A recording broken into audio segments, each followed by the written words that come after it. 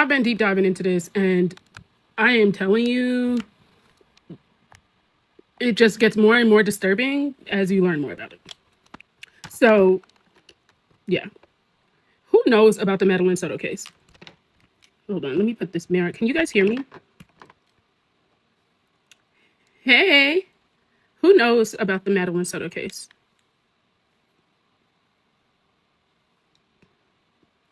Let me make sure y'all can hear me. Because I feel like this is something that needs to be talked about, and I feel like I'm not really hearing that much about it, and it goes to trial this week. Yo, I'm gonna keep my eye patches on until I do my eyeshadow. Oh damn, this thing's empty.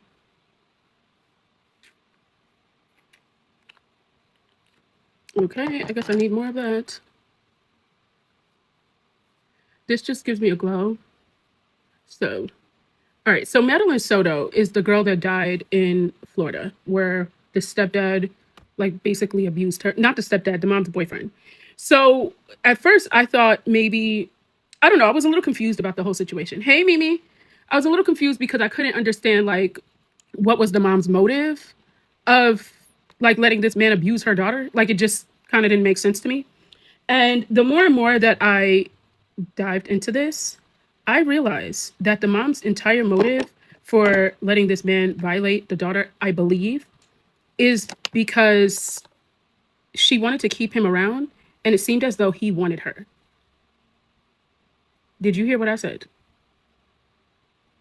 Did you hear what I said? She wanted to keep that doggone man around so bad that she decided she was going to let him violate her daughter. Good afternoon. So I watched the interrogation, well, part of it with the mom, and that was kind of what the interrogator was saying. Good morning. Thank you. Yes, it's so wild. It's a very hard, like, it's definitely a trigger warning type of thing, because if you, I think it's very hard to see. So the trial for him basically being inappropriate with her starts on the 25th. The judge requested for it to not be public. I don't understand why, but I think because it might be graphic, okay? Now, you would think her trial for her death would be at the same time. No. The trial for her death is in September. Tell me that's not crazy. For Madeline Soto, the trial for her death is in September. So it's separate. Him raping her and stuff, it's separate from that. And at first I was trying to figure out why they did it. Yes. I think the reason why they did it separate, to be honest with you, is because the mom hasn't been charged yet. Okay. Now, I know that's weird. The mom should be charged. Why is the mom not charged is odd, right? But I think they're using the mom to testify against him first in this first trial, and then they're going to get her. Because there was an interview that she did that they gave her immunity for that interview. People think she has immunity for the whole, to testify against him for the whole case. That's not the case. They gave her immunity so that they couldn't use that interview to get her to talk. But what I just think is so weird about it is that the boyfriend, okay, so the night before her unaliving, the day before her unaliving, she had a birthday party, right? What's very odd is the mom didn't come to the birthday party. What mom doesn't come to their daughter's 13th birthday party, right? That's odd. Okay, now fast forward to that next morning, that night, she comes in from work, allegedly. This is her story, okay? So she comes in from work, and she realizes that she speaks to her. She's asking her about her day. How did her party go? And again, this is what she's saying. She's saying that the daughter's party went well. Now, come to find out, that is not what everybody's saying Madeline felt. Everybody said that Madeline was at the party and that they thought, like, she was not happy, okay? Now, what's crazy about it is that they had pregnancy tests inside the bathroom, and allegedly, I don't know if this is true or not because it hasn't been confirmed, they thought she might have been they thought she was pregnant, which is why her. Okay. Now, that night when the mom said she came home and was asking her about the birthday party, she says that she told her she was really tired. And I think she took her nighttime medicine and she sent her upstairs to go sleep. Said she needed some sleep, right? So she sends her upstairs to sleep with the boyfriend, her boyfriend, the mom's boyfriend, in her bed. The little girl's bed, the mom's boyfriend sleeping in there. You heard what I said. Yes, you heard exactly what I said. So the mom says this, and so the detective is kind of like, well, why would you do that? That's like so odd. They had some special investigators looking into this case too on crime and law. And baby, when I say the breakdown was wild and diabolic, child, mama, I can't fathom. I really cannot fathom letting my daughter sleep in the bed with any grown man. I'm even funny about a grown man being in the house with my daughter, let alone, like, I can't fathom that. Like, I was trying to come from a place of understanding, but I couldn't. Like, I can't rationalize it. I can't make sense out of it. I can't say, like, there's nothing that anyone's going to be able to tell me. And I did a live on YT and people were saying to me, don't blame the mom. But okay, so she sends her upstairs. That next morning, she apparently does not see her and the girl goes to school. Allegedly. The girl never makes it to school. They found her body and then they find her belongings. The mom's boyfriend throws the belongings away in the trash.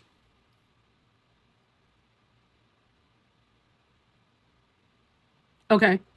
Now, the mom in the interrogation, what she says is that the boyfriend came home and she tells him that she had a great time. No. The mom asked the boyfriend, how did the drop off go? Or he said the drop off went well.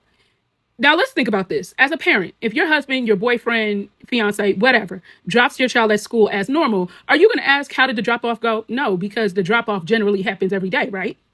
Unless this is the exclusive time he's dropping her off, why would you ask that? Like, that didn't really make sense to me. Okay, that's number one. Then she says that she goes to the school. She's the first, like one of the first moms online to make sure that she gets her baby. What? So now you're mom of the month, but you didn't even show up to your baby's birthday party. You said you spoke to her for 10 minutes when you got home that night and you sent her upstairs to sleep with your boyfriend in her bed. But now you're the first mom online. Make that make sense. It doesn't, right? It doesn't make any sense. Nobody can tell me that makes, can y'all tap the screen for me? Thank you. Okay. Nobody could tell me that makes sense. So she says that, okay. And now all of a sudden she's saying that she doesn't know what happened. She just wasn't there to pick up her daughter. They say that the daughter was leaving the school and she just kind of vanished. But the girl never made it to school. Like, she never actually made it to school. But this is the story that the mom is saying. Okay. Now, how crazy is that? She never actually made it to school. And she's coming up with a story that she was on camera and then she vanished. The little girl never made it to school. Again, the mom has not been charged yet. Right.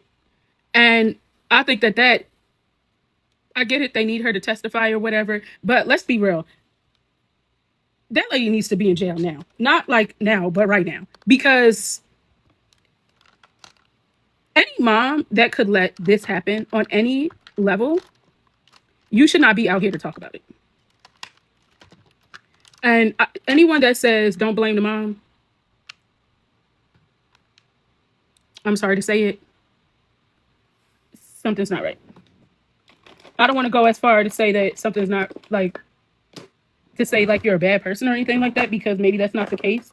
But like when you really look at it, hold on, y'all, I'm looking for my brow pencil. But when you really look at this, there's no way that you could make excuses for the mom. Like, I don't see how anyone could make, don't judge me, there's stuff on my bed. But I don't see how you could make any excuses for the mom. Like, how could you make excuses for her mom? You can't. I'm sorry. No one's going to be able to convince me that the mom is not wrong and the mom isn't evil. Because Even with all this said, with everything that I'm telling you right now that happened to her daughter, okay? With every single thing that I'm telling you right now, the mom was the one who hired an attorney for the boyfriend. Tell me that ain't crazy. The mom, she hired an attorney for the boyfriend. Why can I not find this brow thing? Where did I put it?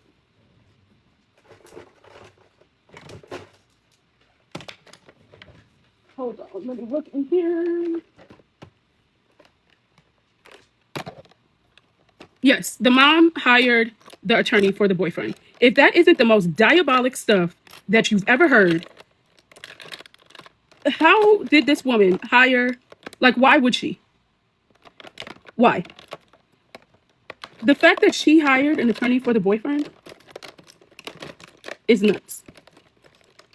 Because, let's be real, there should be no grace given to him. Hey, none whatsoever. Like, none. So the mom hires an attorney for this boyfriend. And in the interview, she's actually protecting him. And so the interrogator is saying to her, like, why are you protecting this man? Can you explain to me why you're protecting this man? And she's just still protecting him. She's like not really giving a reason. She's just like covering his butt. And she's just like, oh, well, I feel like she was insinuating that Madeline wanted it. You heard me. Yes, she was insinuating that Madeline wanted it. Mm-hmm. Y'all, that's what the lady was doing. She was insinuating it. You heard me. Thank you for the gifts, y'all. I'm sorry if I'm not saying thank you. Y'all, you know I have ADHD, and focusing on too many things at one time is really hard for me. I am so sorry. And because I'm distracted looking for this brow pencil, like a crazy person, and watch me use something else, get off this live, and then find it. I'm telling you, that's what's gonna happen because that's what happens every time. Okay, so I'm just gonna use something else. What am I gonna use? Okay, I'll just use this. Yes, so the mom was basically saying that Madeline wanted this. If that isn't the most disturbing thing you've ever heard, when I tell you this mama, I know for the interrogators, it is very hard for them not to lock her up right now. Because there is no way on God's green earth that I would not have her arrested right now. Like, the stuff that she's been saying, child,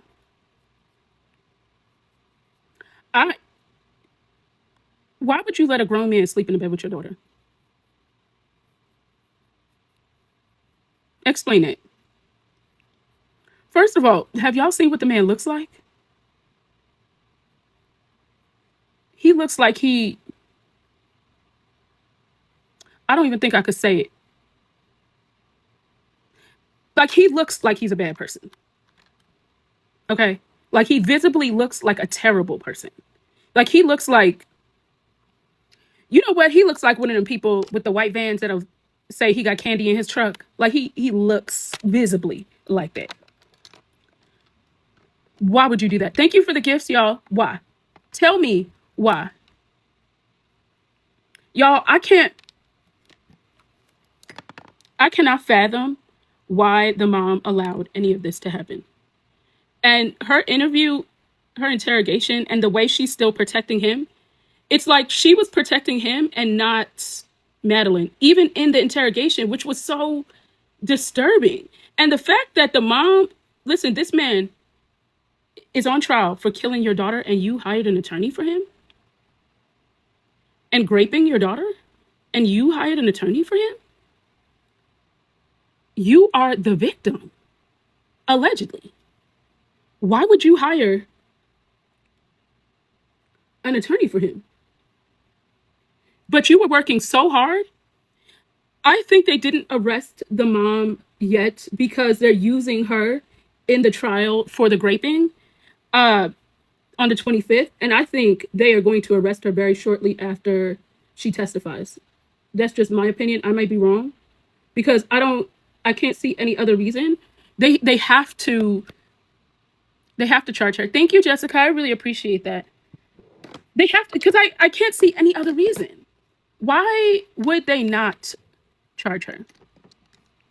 You know what I'm saying? Like, it doesn't make sense. So the only thing I can come up with is the fact that I think that they are going to, they just haven't yet because they need her to testify against him.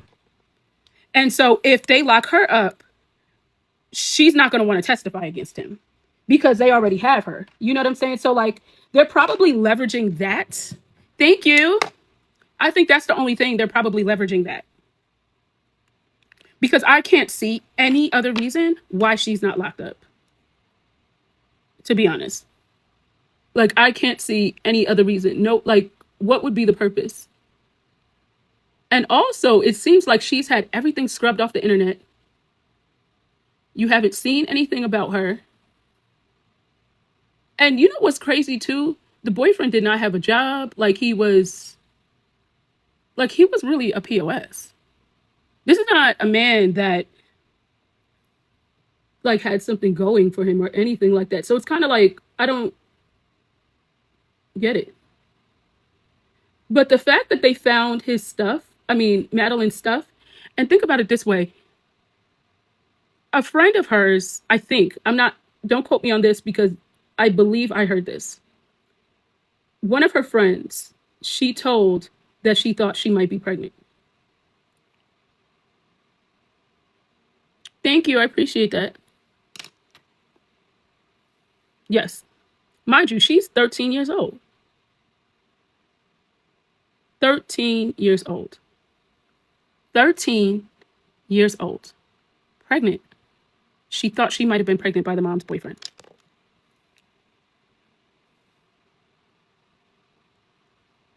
And I don't know how that mom could sleep at night. So allegedly, they believe the motive. That's the rumor. Okay, so I don't know this for sure. And that might be why this trial is happening first for the grape before they take the other charge. Also, I mean, the murder trial, because that may come out. Because what people are saying is they likely killed her because they thought she was pregnant, and her being pregnant was proof.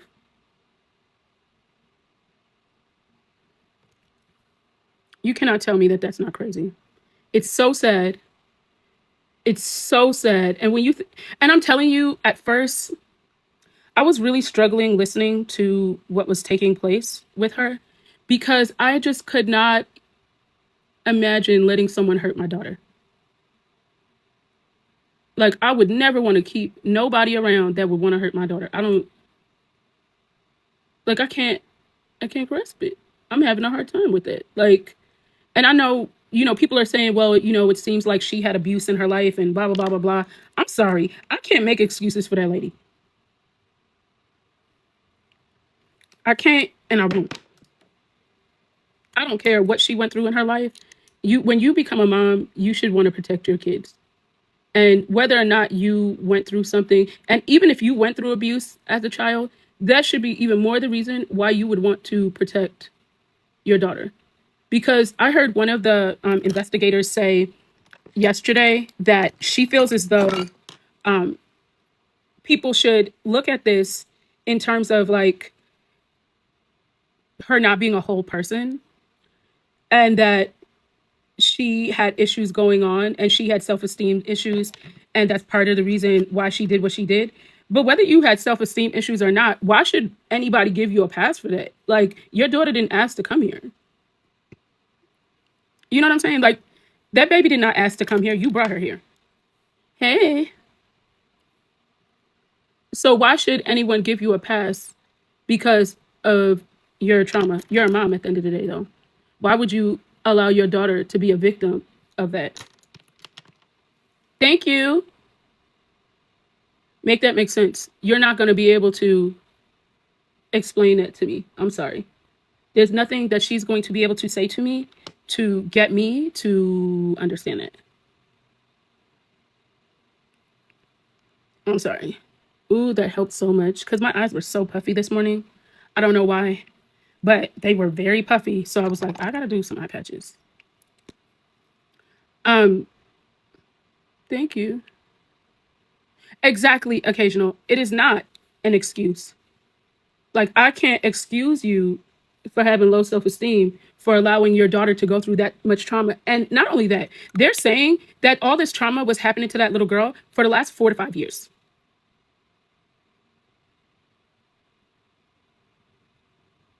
Yeah, you heard me. No, 3 to 4 years. And y'all, when you get on my comments calling me peanut butter face and thinking I'm wearing something, I just want you guys to see the difference. My face is much lighter than my body, even during the wintertime, just so you know, because I wear SPF like it's nobody's business. Um, but yeah, I was like, that's so crazy. It's so crazy because it's like people are acting like we should give her a pass. And look, I get trauma, but when it comes to your kids, I can't give you a pass on it. Like, I can't, especially a little 13-year-old girl. First of all, her last night alive, look what happened to her. And furthermore, you know what I think is really crazy about the case? When they were talking to the mom about it in the interrogation, she said she didn't think that that was happening because she just didn't think so, right? She said she didn't think it happened until they showed her the picture of her daughter's mouth on you know what.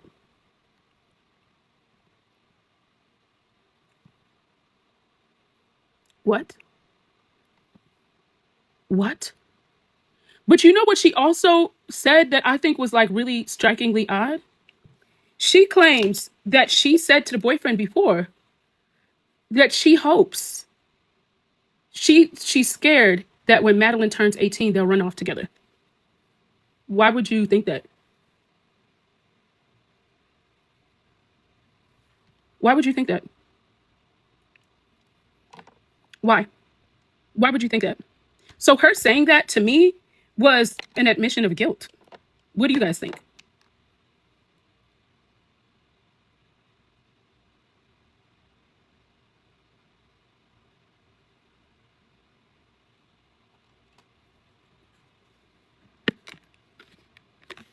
Why? Because why would you think that? Tell me why. Why would that be a conversation? Why would you ever think that your daughter would run off with your boyfriend? You're saying you're in a relationship with this man.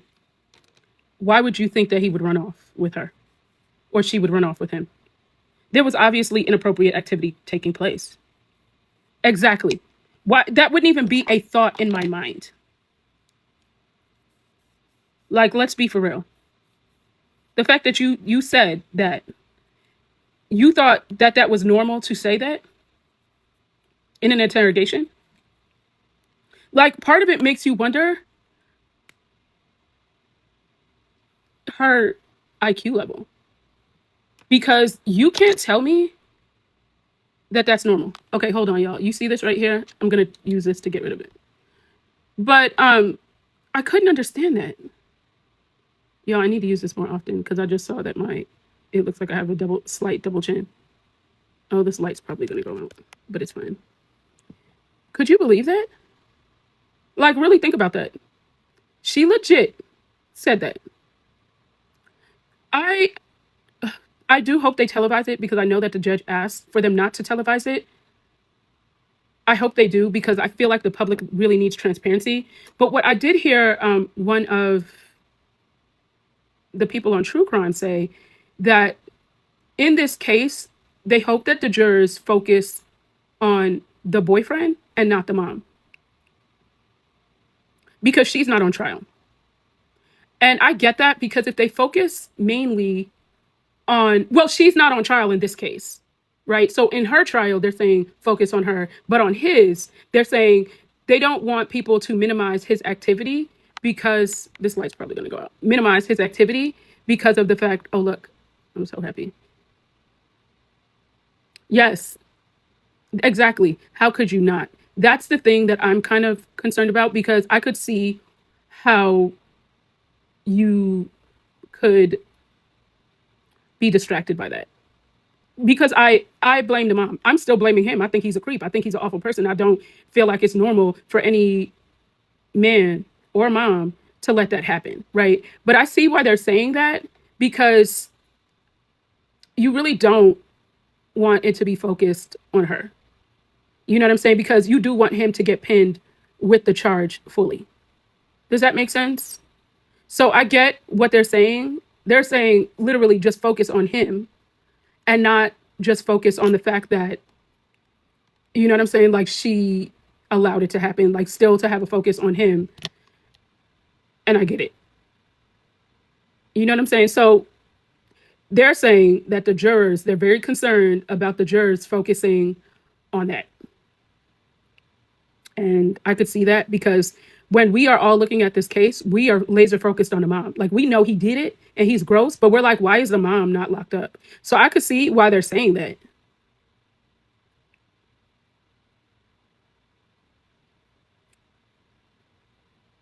What are you talking about, smoking and vaping in the same room as a child? Yes. I'm going to be honest with you. I think this Madeline Soto case, and I'm saying allegedly because I don't want to get sued, I think that this will be very similar to a situation that Gypsy would do.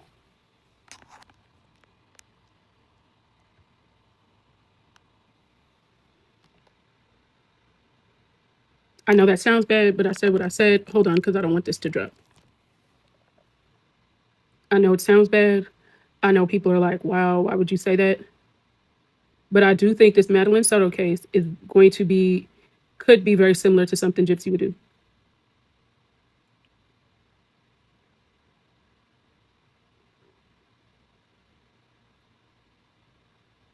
Oh my gosh, Erica, how old was your cousin? Hold on, there's something in my eye.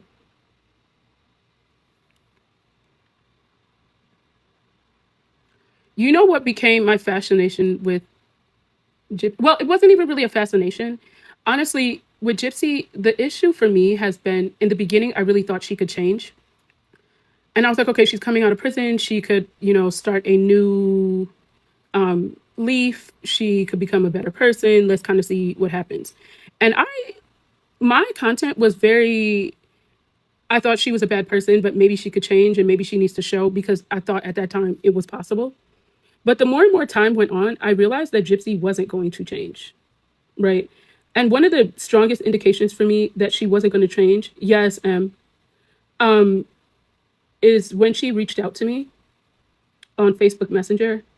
And first of all, she said that she didn't want me to show the messages, but I was able to talk about them. I thought that was kind of odd. And so I was like, okay, but don't tell me you don't want me to show something and you show it. This is the Glow Pro. I'll add it to here if you want me to. Oh, I don't even know if I could. Let me see. Um, um, I don't know if it'll let me add. Oh, yeah, it will.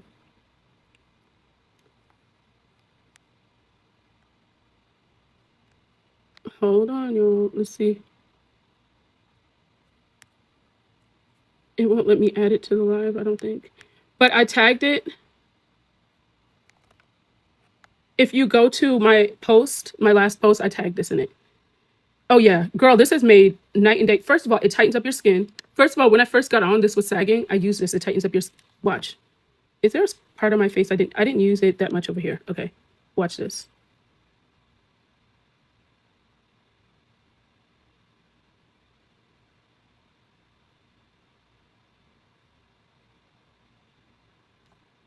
You see the difference? Watch this. Actually, it's right here.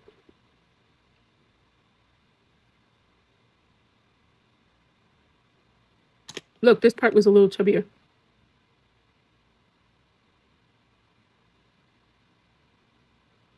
It's called the Glow Pro. It's on sale on my TikTok shop. If you look at my TikTok shop, it's in there. You see it?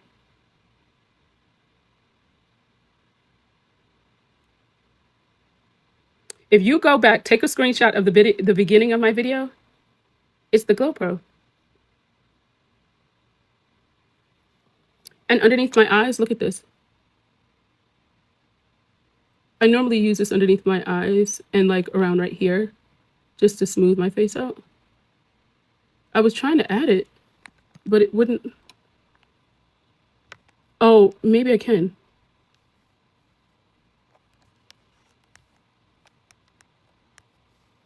Hold on 1 second, y'all. I'm trying to add it.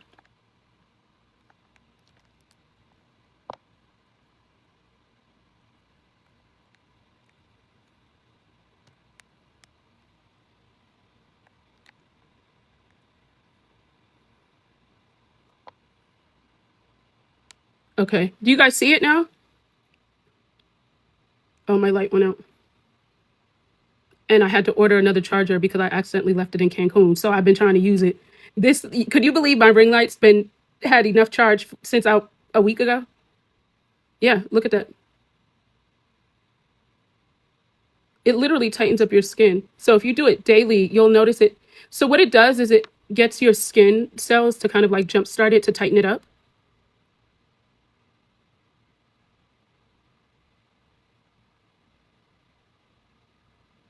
Look at that. I know I needed that ring light, but it's fine. It's okay. It'll be fine. See? Yeah, because that's where you can see my age is underneath my eyes. That's where you could really see my age. Baby, I'm like, oh, not me looking like somebody's. Oh, there's something in my eye. Okay. Yeah, it is. You don't want to put it in your eye. That's why the light was underneath my eye, but it's safe. And I'm telling you, it's a game changer for your face, your skin. Oh, let me show you something else since we're talking about that. So I have actually two, and don't judge me, actually three. And the reason why I have three is because I always take mine on vacation or if I'm traveling or in my car. Y'all, because red light therapy is so magical. So I'm going to show you guys this. Look at this.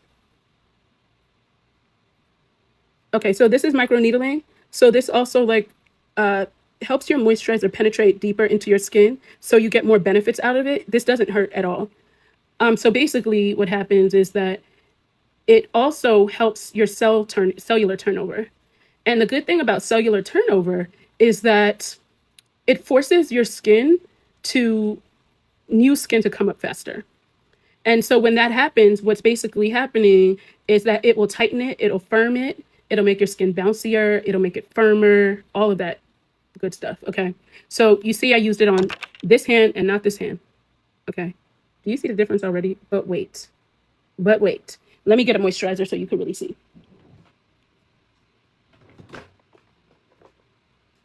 Okay. So I'm using this moisturizer. There's nothing all that special about this one. It's Kiehl's. Ooh, okay. Let me just use this. All right. So I'm going to put this amount right here. And I'm going to put this amount right here. Wait, I feel like there's too much on this hand. We want to put the same amount so y'all can see. All right, are y'all ready for this? Because it's kind of a mind check. You're going to be shocked. All right, you see, let's put it further up. All right. You see, I didn't rub it that much, and I lightly rubbed it, and it's already in my skin. You see, it's like glowy, very radiant, and it's softer. Like my skin is softer because it actually really got into my skin, right? Now watch this. I'm still rubbing it. And it's still sitting on top of the skin. You see?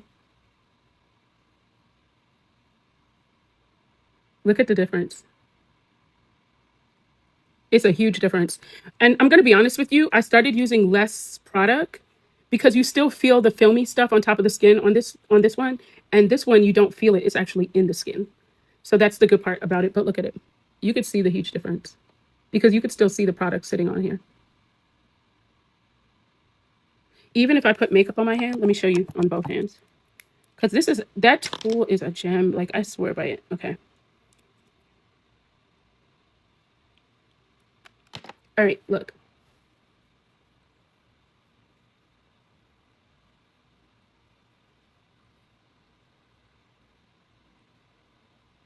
All right.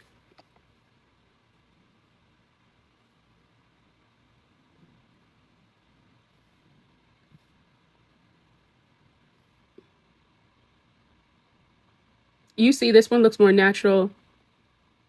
This one's still, it's like streaky. You see the difference? Are y'all able to see the difference? I didn't see any emails, Rod. Even the color looks different. It's a gem. When I tell you that's the best tool, if you don't want to see an esthetician all the time, the Glow Pro is like a gem because you'll get more benefits out of your skincare. You'll use less of your skincare. You'll start seeing your skin really tighten up and firm. So if you have fine lines and wrinkles or anything like that, like you'll see a lot happen because the cellular turnover will be rapid. And because it's triggering the cells to turn over, you'll notice that you'll have less fine lines and wrinkles and it'll start firming it and tightening up. A lot of people think you can't reverse signs of aging, but that is not true. You can reverse signs of aging. You just have to actively use stuff to help reverse signs of aging. People think once you start aging, that's it, it's over. That's not true. You just have to invest into your skincare because I am 39. I'm a year away from 40. And I know people think black doesn't crack, blah, blah, blah, blah, blah. But black does have dark circles and hyperpigmentation. So our aging is hyperpigmentation and the dark circles and stuff like that. So the fact it's tagged in here, like it's in the shopping cart, like somewhere on this live. But we just age in a different way. And the only reason why I don't have massive dark circles or anything like that is because I've always had a really good skincare routine because I knew early on when I was in the beauty industry that the first signs of aging, yes, I'm born in 86. Yes. Because I'm telling you, a skincare routine will change your life.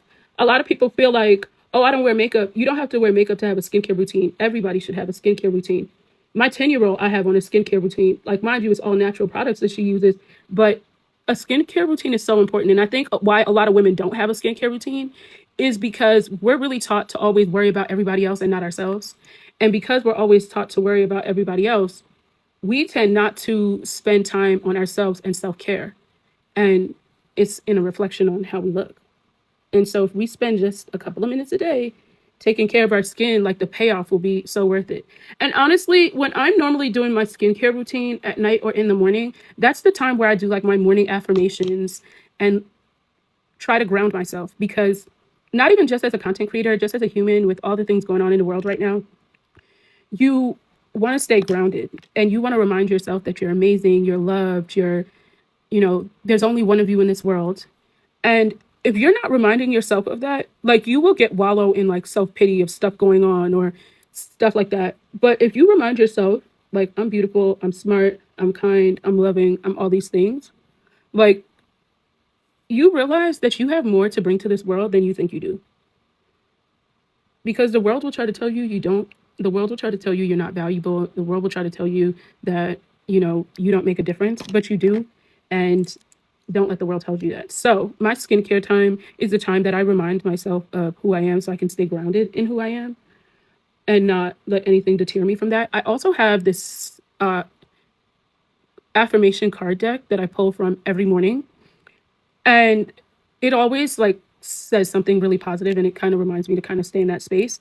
And I just feel like there's so much going on in the world right now. So it's kind of like sometimes you feel like it's almost like doomsday, but when you stay grounded, you don't feel like that. So that's why I do that. But yeah, skincare is really important. And that's why I always say to make sure that you are. Oh, I didn't have it pinned. Okay, that's what I was using. I'm sorry, y'all. I am so sorry. Y'all kept asking. And because I'm so slow, I didn't know you had to pin it. That was the tool I was using. So I actually have two of them. I have the top to this in my bathroom. This is normally the one I keep in my car, but I took it on vacation and I haven't put it back in my car because I haven't been really going anywhere. But I am going to put this back in my car and put it in my makeup bag that I have in my car. But that's the tool that I've been using. So this is my concealer. This is the Pat McGrath, not Pat McGrath. This is House Labs concealer. And I actually really love this concealer. But anyway, let's keep talking about Madeline Soto because I just think that case is going to be so crazy and that we need to keep our eyes open for it. Do y'all see the difference that this made? Like, it's crazy. I notice the difference like, if I don't use it, I see the difference. And it's tightened up more and more, so it's not as bad, but I definitely see the difference. Thank you. Um, I don't even know why he has a lawyer at this point. He probably should have had a public defender because I think he should get the penalty. Am I the only one that thinks that?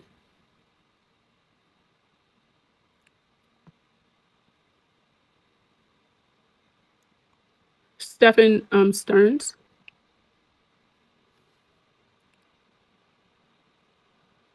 Yeah, that's what I think. You know what? I realized that I didn't use it right here. So you see this puffiness right here? I want that to go down so my eyeshadow lays better.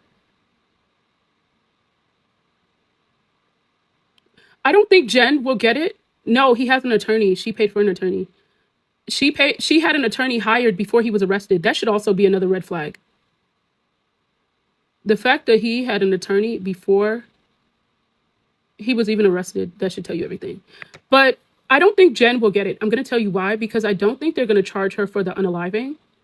I think they're going to charge her for child endangerment, and like all of that type of stuff. But unless they could directly link her to the actual, you see the difference now? Unless they could link her directly to that, I just don't think that she'll be charged with it. So I think it'll be more of like child endangerment and that type of stuff. Yeah, that made a big difference. So I honestly, I would be surprised if he gets charged, if she gets charged with the actual unaliving. I think I think she should, just because she knew all of what was happening, but I don't think they will, just strictly because of the fact that she was at home when the unaliving happened. You know what I'm saying? Like, how could they directly link her to the actual murder? I think if they tried to charge her with the murder itself, unless they have something directly linking, that would be an easy way to get a hung jury. Does that make sense? Like, I just don't think that would be a good idea. These eye patches, what's your age range? If you have bags under your eyes and your under eye is the only thing you're worried about, this is a good idea. Or also, let me see if I could link it. Hold on one second.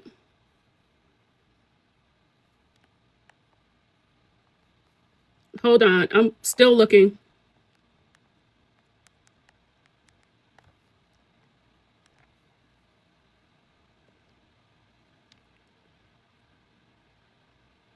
Oh, damn, they're only $20 right now? Okay, so if you look, I'm gonna see if I could pin it. Those eye patches are really good because it has collagen, aloe vera, all that stuff. So that will help a lot. My eyes were super puffy this morning, and that might be your bags, is just puffiness. Yours might not be aging, depending on your age. 45. Yeah, those eye patches you could do. 29, get the eye patches. Yeah, if you're 29, definitely get the eye patches. If you're under 50, I feel like the eye patches will work. I think if you're like over 45-ish, you probably should do the tool and the patches, or just the tool. But the patches will definitely depuff the under eye. But if you have wrinkles and stuff, I think the tool would be quicker and more long term. The stick, it's actually sold out right now. I was trying to tag it, but I saw that it was both. Men and women use this. Both. Both. When I tell, first of all, this is an eyeshadow primer too. That's what I love about this. It also brightens the under eyes, but the patches do too. And the patches are cool because you can just throw them on and do housework and let it marinate and do its like job. So it's just, but those eye patches are a gem. When I tell you those eye patches, so when I'm doing makeup for commercials, I always put eye patches on my clients. And one, he's actually like a very big accident attorney here in Dallas. He bought the eye patches and was trying to hide them from his wife because his wife thought he didn't use skincare and he didn't want her to know he was using skincare. I thought that was really funny. And he showed me. He was like, "I bought the eye patches." It made me laugh so hard. Not really. I mean, you could reuse them, but I wouldn't say to use it more than twice. And honestly, reusable eye patches, they can't be as potent each time you're using it. So I would say use it the max twice. But I always put it on clients, especially, if I see there's puffiness, because you don't even have to be older to have puffiness, to be honest with you, because hell, if you don't get enough sleep, your under eye is puffy. Eye patches help all of that. So I love eye patches for that. And a lot of people think it's just like a self-care thing, but it doesn't do anything. No, if you get good eye patches, and there's only like 2 or 3 brands that I know actually make really good eye patches that are actually like effective.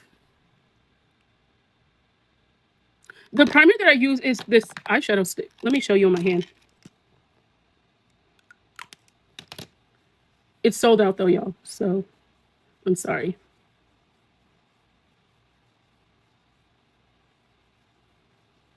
Wait, maybe I could see if it. Let me see something. Hold on one second.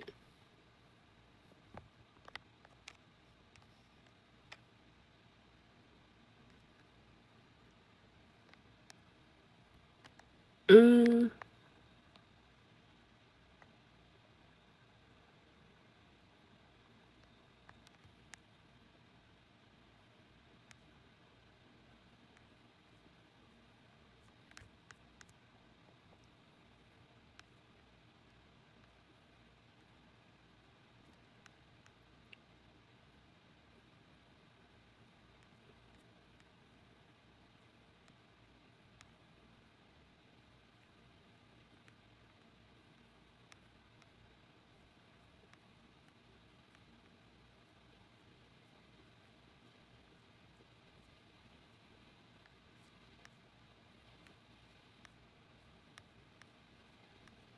I'm coming.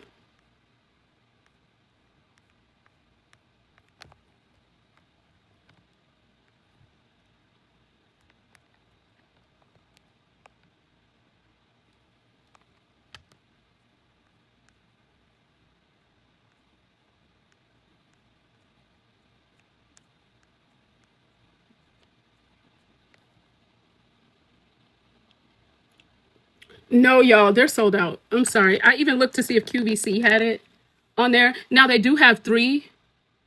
They're selling 3 together right now, but they don't have them separately. So I don't want to tag the 3 because who's gonna buy 3? And honestly, I have this. I've had for over 8 months, and I use it every day, day and night. So 3 is gonna last you like forever, if that makes sense. So it really makes no sense to tag that unless you're gifting 2 of them. Like, but yeah. But we were talking about Madeline Soto, and I'm trying to remember what we were saying. But I just think that the mom needs to be charged, and that they'll charge her. I wouldn't be surprised if after this trial, and I honestly don't think the trial is going to last that long.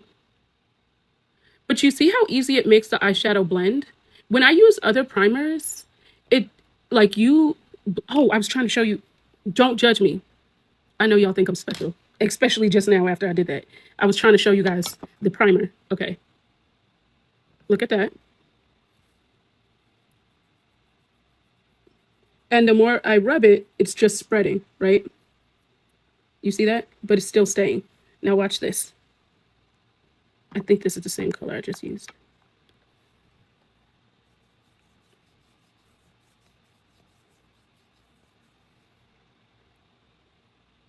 You see the difference?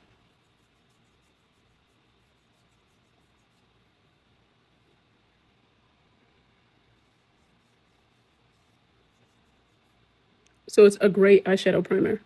So your eyeshadow will stay on all day and it'll look smooth like this. Look. I love it for that. Like, it makes my shimmers shimmer more and it holds better versus not using it. The other ones, I feel like the eyeshadows, like you have to blend a lot. It tends to look kind of patchy. And I feel like this just makes it easy. You put it on It blends easier. It's less work. Yeah, so that's what I like about it. Um, but I don't think this trial will last that long, especially if he, I mean, we know he did it, right? Like there's proof.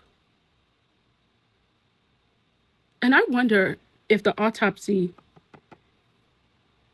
because I'm sure that I don't think the autopsy was released to the public yet, right? Because it's a trial. If the autopsy is released to the public, I mean, being that I don't think the autopsy was released to the public, it was the eyeliner. It's an eye cream and an eyeshadow primer and a concealer primer. I also used it for my concealer, and I didn't set my concealer yet either.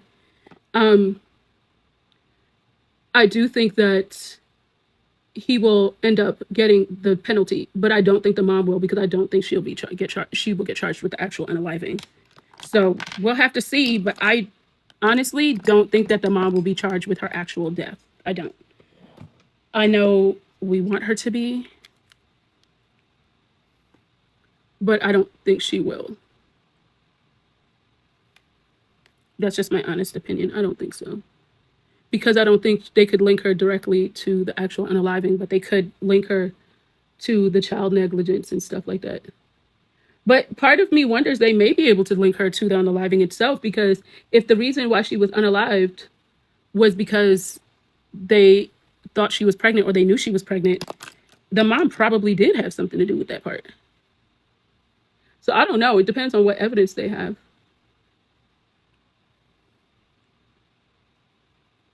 I think it'll be interesting to see. Something's not blending that well to me.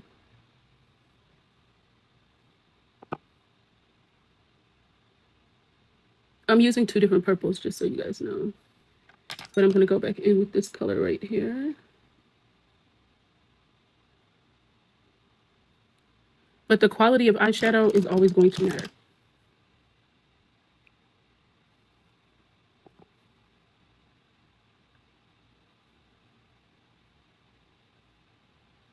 Okay, that's better.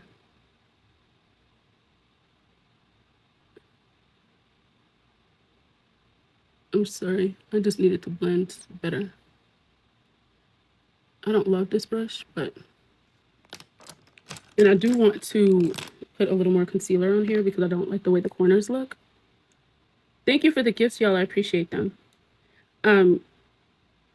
But we'll have to see. If they end up showing the trial live, I will probably show it on my YT page. And y'all, Ivy Rose Grows, I mean, not Ivy Rose Grows, Ivy Rose Knows and I are going to do a podcast called, ooh, I messed that up. The Sweet and the Savage. And the tagline is, say it's sweet, drag it deep. Our podcast will be on all podcasting networks. And then it'll also be on YT.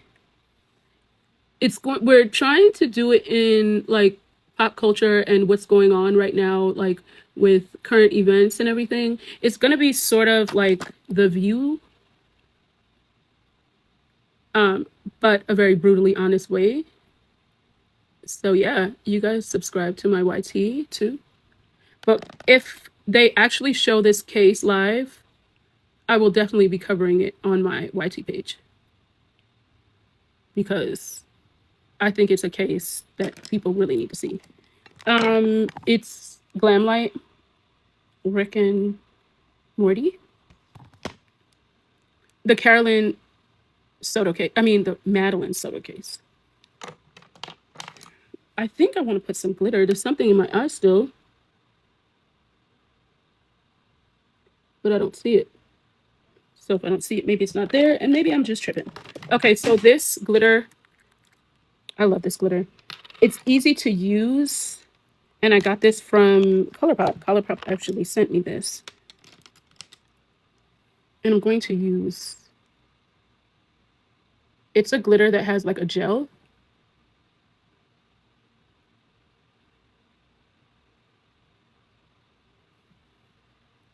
So the fact that it has a gel, it makes it very easy to use. Oh, the mom is awful. And I don't understand why someone said to me in one of my lives on YT about it that um, to not blame the mom. And I can't relate to that. Like, I can't.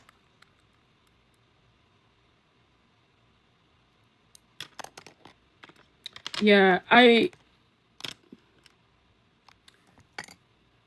there's no way anyone's gonna get me to agree to not holding the mom. Yeah, she's paying the attorney fees and everything. Like, she's literally paying his attorney fees. Mind you, this man allegedly unalived your daughter, and you're paying his attorney fees.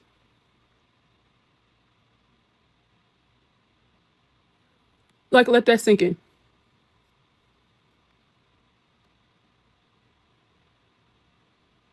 Hey, yeah, that's how awful she is as a parent. Like, nobody is ever going to help. Like, I'm never going to be able to understand that. You're not going to get me to understand why she's paying for that man's attorney fees and why she's protecting him. And like I said in the interview, she tried to say that Madeline wanted it. What type of sick stuff is that? Like, how could you say that a 13-year-old wanted that? But in the same breath, say that she didn't know that that was going on until the detective actually showed her a picture of her daughter's mouth on it. Oh, Ashley Barnes, baby. Ooh, baby. Let me tell you something. I never knew that people that young could be as evil as Ashley Barnes. Like, baby, that stuff is crazy. This stuff is crazy. Like, we're living in a time that is like,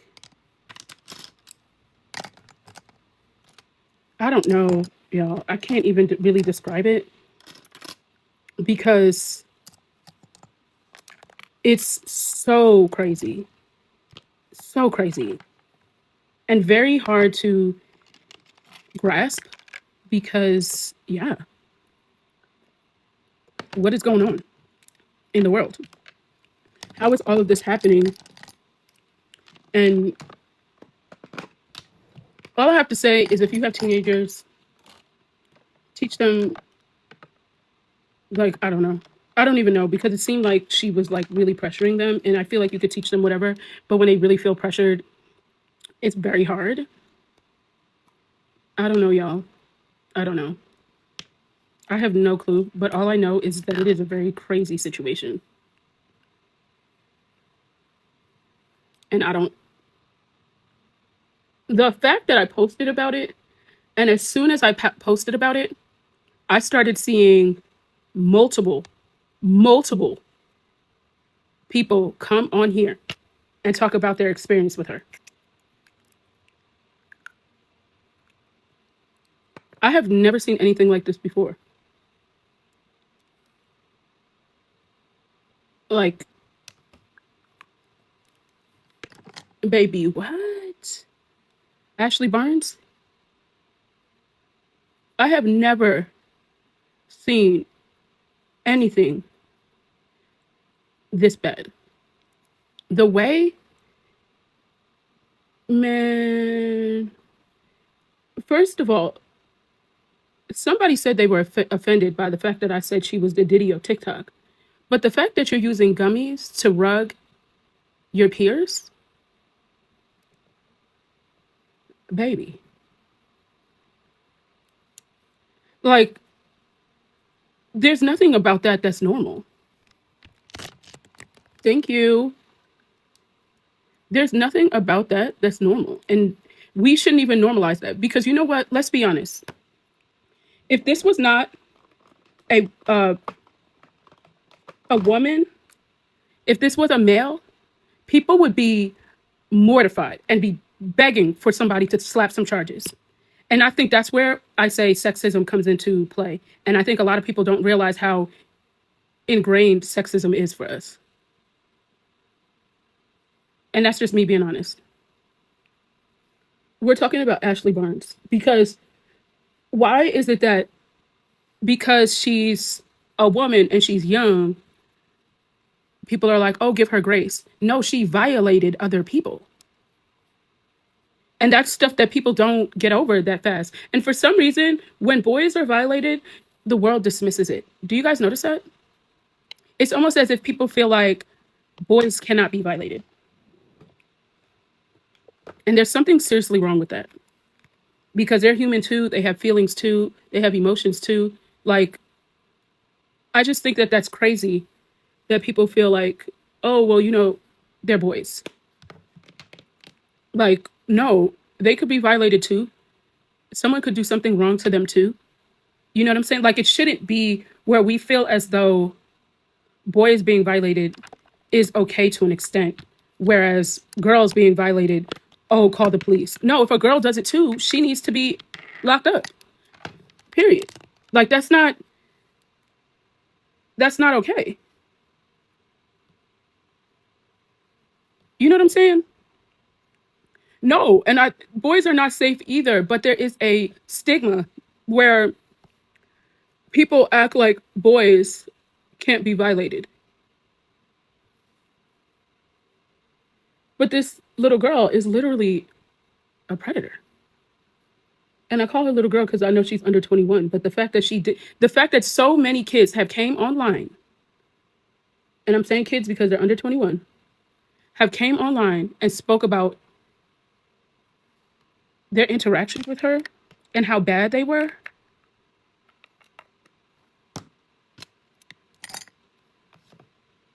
I don't know who her parents are, but yeah, somebody needs to do something. Something needs, like, if y'all look this girl up and see all the stories that have came out about her,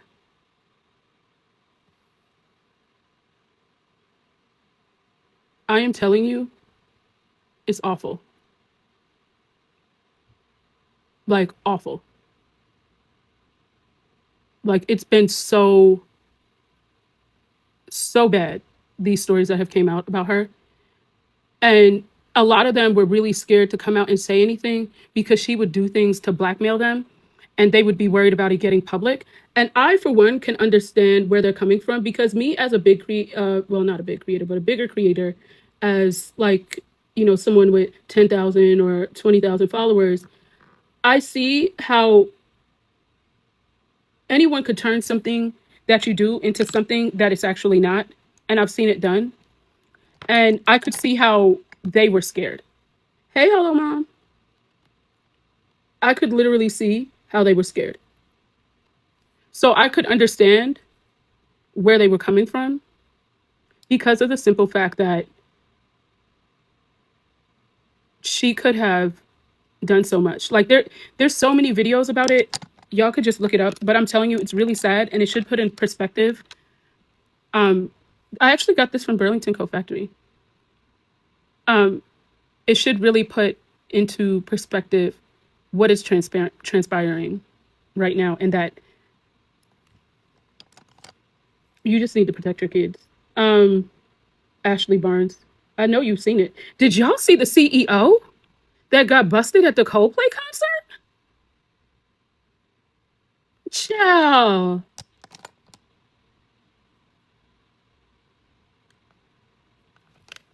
Did y'all see that?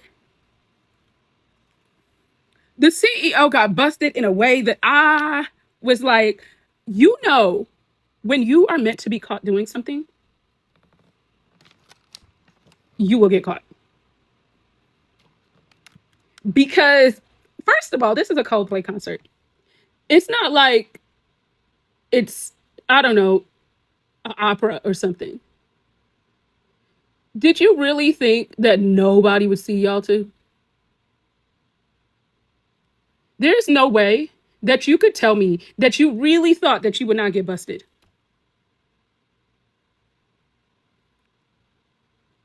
And if you really thought that, and with all the education that it took you to be in tech, you don't use critical thinking skills. You can't tell me that you use critical thinking skills. I'm sorry. Like, how on earth did you think you were going to go to a Coldplay concert and nobody was going to see you? You didn't think maybe your wife's best friend would be there. You didn't think, you really just, what? That is the craziest thing. I cannot understand. Thank you for tapping the screen, y'all. I cannot understand why they did not think they would get caught. And what's really mind boggling about the whole situation is the fact that the woman that he was with is HR. You couldn't even write this in a script if you wanted to. Like, how is Miss Ma'am's HR? I think they were just plain ignorant. Like, I just think that they wanted to do something and didn't really think it through. They're not, I mean, obviously, they should know better. And what I think is really interesting is that they said that she just divorced her husband, the woman. Now, I don't know if that's true. I just heard that in a, I think, uh, what channel said that? Daily News said that she just divorced her husband. And it kind of makes me wonder, did she divorce her husband for him? And maybe she thought that he was going to leave his wife? Because women always do silly, goofy stuff like that. Let's be honest. When the whole time the man never intends on leaving his wife. I've seen that happen way too many times. And then you ask, it's kind of like, so you thought that man was going to leave his wife? Because if he was going to leave her, he would have left her already. Like, that man's not getting ready to leave his wife. But she did divorce her husband, and I thought that was very interesting. Did y'all see that? The whole situation is hella crazy. It just doesn't, none of it makes sense. And I'm just wondering, why did any of this take place? Why am I looking for this black under eye pencil and I can't find it? And I know that I put it out here before I started this live because I knew I was going to use it. It'll magically appear. But there was something I was trying to do. Oh, maybe I should spray some setting spray first.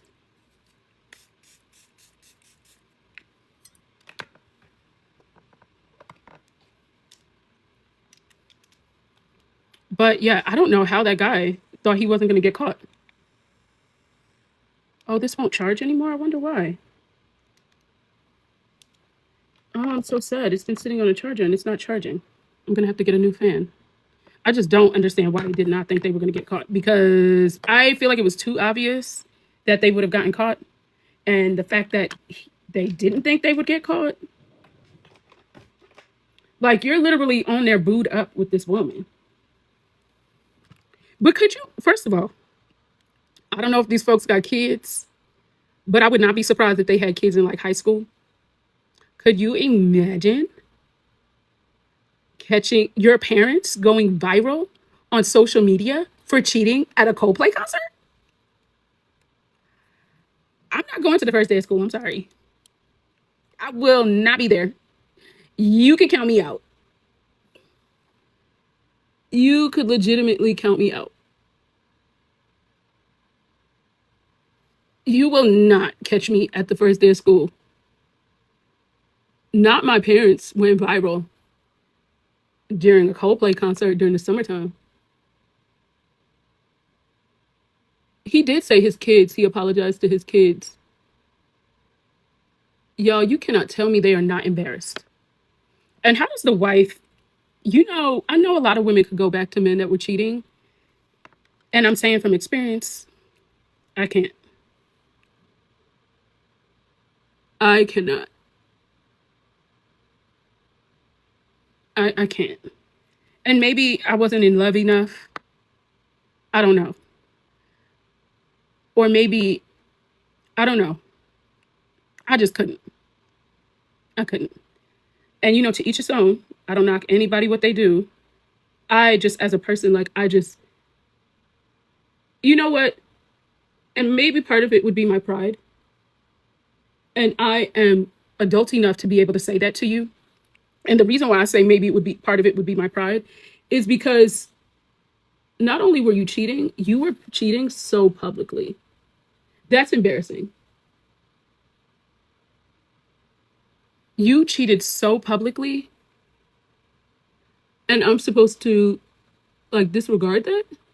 Like the level of disrespect to me would just be, it's not like I caught you on a dating app or like, no, you were at a Coldplay concert, not giving a damn. Yeah, no, I don't think I could look past that. Like, that to me would be way too public to be able to look past. You're right. It is the disrespect because it's very disrespectful the way he did it. And even if it, think about it this way, even if it didn't show up on the screen, you knew you did it.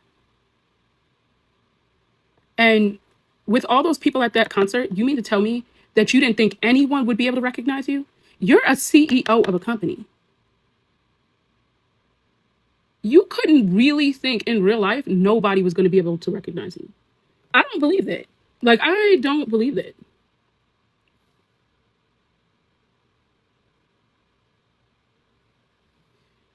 You're not going to be able to convince me that you truly thought that no one was going to be able to identify you. Child, what? Thank you for the gifts. There's no way you would be able to tell me that.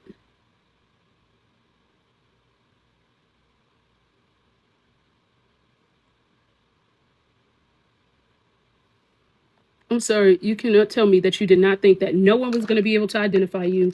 You were not going to get caught. Nah, you knew. Or you were just that delusional.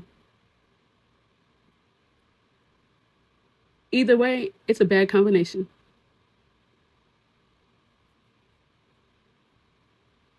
And his wife, could you imagine how many phone calls she must have got?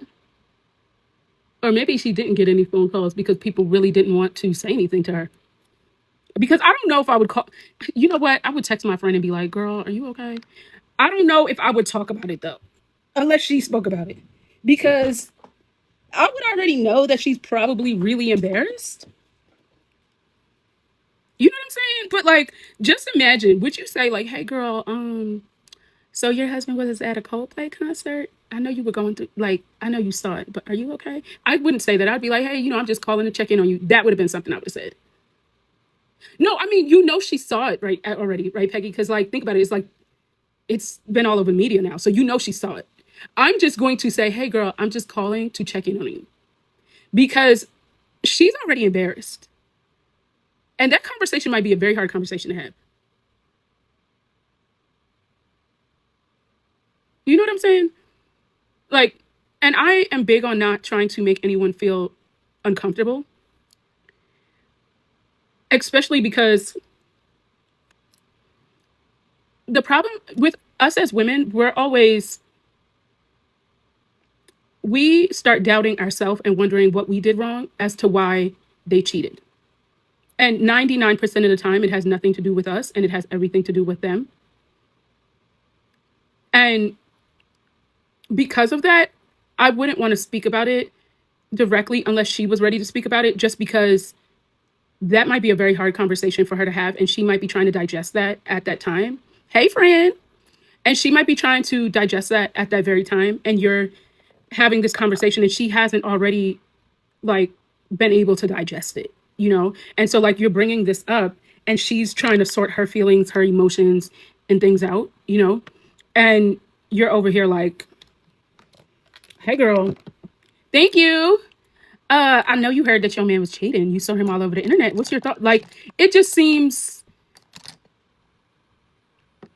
like, look, I love a good tea time, but definitely not at my friend's expense. And that's just me being honest. Like, I love a good tea time, but I don't want it to be about my friend. Hey, Ivory. Like, it's not going to be a tea time about my friend. Like, no. So I'm just checking in on you. I'm not that person that's going to ask about, like, how do you, like, what's going on with it, because going through, just imagine seeing your husband publicly cheating on you on the news. I think it's very insensitive for your friend to be like, hey girl, I know your man was cheating on you. How you feeling? No, I just think that's so insensitive. Like, to me, I'm just checking in on you. Are you okay? You don't have to explain anything to me. You don't have to tell me what you're going to do. Are you okay? That's all that matters. Because what you choose to do is still going to be your decision, and I don't want to impact that. But I just want to know if you're okay, friend. That's it. Like, it doesn't need to be anything else. Are you okay? And I'm not the person that's going to be like, hey girl, so how's it going with your husband? Like, did you decide to leave him? No, if you want to talk to me about it, you'll let me know that. Like, it's not my business to pry in. Like, I just want to, if you're my friend, I just want to make sure you're okay. I don't care if you decide to leave him, decide to stay. Like, that's not my business, right? My business is my friend okay? Because at the end of the day, like, someone could say, oh, I would do this, I would do that, I would do this, I would do that. But that's the thing, is you're not me. So who are you to tell me what you would do?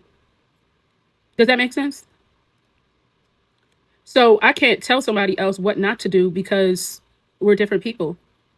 And what if, this guy really feels like you are going to leave and that was the awakening that he needed? I would just let her, but Peggy, I would let her make that decision. And I'm going to tell you why. Because if you try to do that and say they get back together, or they work things out, you're now the villain. Right? When, like, I'm not going to get into your relationship stuff. Like, I could feel like you should leave, but I'm also going to let you make your own decisions, because I don't want you to resent me for making me think, for feeling like I'm trying to impose my thoughts on you. So I personally would just be like, if my friend asks me to help her find a lawyer, then I'm down. You know what? I'm riding with my friend, period. Like, so yeah, I'm definitely going to be there, but I'm not going to say like, hey girl, let's go. Because I just don't know if that's where you are. You know what I'm saying? And you may not be there. Because also you have to think about this. Like, when something happens to you, right? Especially something that is traumatic for you, right? You are trying to process what happened. And there's like a whole process to, like, okay, this happened and now what? Versus first you're going to be like, okay, this happened. Why? What did I do to make him do this? Right? That's, a lot of women are going to think like that. Like, I did something wrong. Maybe it's something that I'm lacking. Maybe I could have done this. And then you're going to try to figure out what could you do better to not have this happen. Right? Only for you to really realize that it wasn't about you. And if there was something that someone is lacking in the relationship, if they don't communicate that, that means that they don't want to fix it. So you can't blame yourself for something that someone didn't say to you, right? Because grown people communicate and say, this is wrong. I would like for you to do this. I would feel better if you did this. Like, that's the conversation that grown people would have, right? But if you're not having those conversations, to me, you don't want to fix it, right? Like, and if you don't want to fix it, that's not something that you could take on. And then you have to think too, a lot of times when it comes to relationships like that, when you find out that they're cheating, it's like, what did Cardi B said? Cardi B said a line in one of her songs that I feel like is so true. She said something to the effect that they will have you feeling like you're basically incomplete because of their inconsistence. Baby, that is bars. She is not wrong. Like, and when you really realize that, they will blame you for their inconsistency. When I say bars, that is bars, baby, bars. Because that is so true. Like, To me, that's like so almost prophetic, because if you're not grounded in who you are, baby, they will definitely, people on a whole will make you feel like that. So I feel like you just have to go through the process. And honestly, I feel like so many people feel like therapy is for crazy people, but honestly, it's not. And I think if more people had therapy, they would be able to work through a lot more things, because there's a lot of things that are um like you don't know and that are ingrained in us. And I always use this as an example, and it's funny because Bree and her team always use this against me, but for me, I'm proud of it. Well, not proud of what happened, but I'm proud of what I learned from it. Everything in life, everything in life, there's a lesson to be learned. And I had an incident with my ex-husband, and I basically threw a remote at him and missed him and hit the floor. He called the police. The police said there was no probable cause to take me. He filed a warrant application. I was no longer at his house. I was at my mom's house. So they served it to his house. He was there. Obviously, he received it. I didn't receive it. He didn't tell me. He shows up to court. They issued out a warrant. So at the time, my attorney told me to do. There was like a.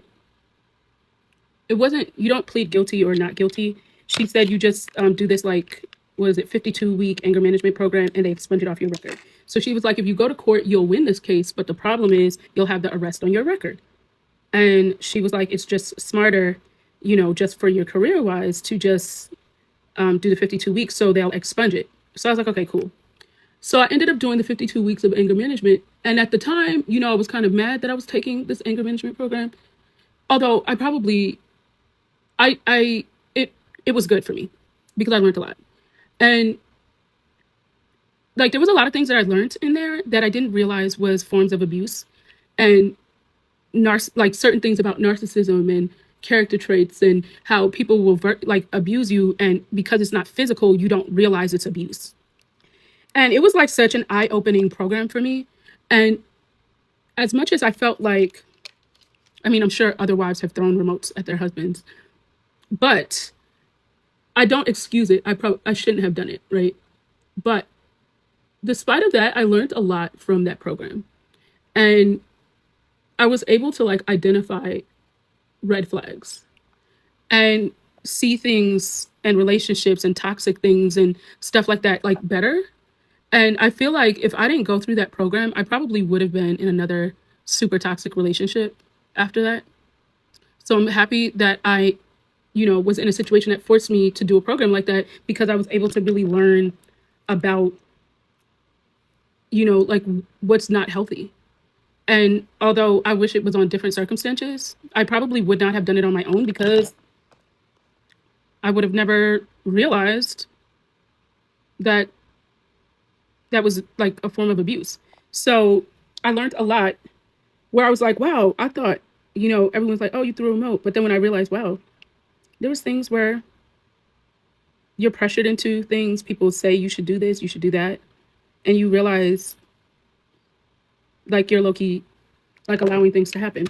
So even, like, I'll give you guys an example, because I know I always talk about this, but a lot of women are raised to be people pleasers. And I think guys too, but it kind of just depends.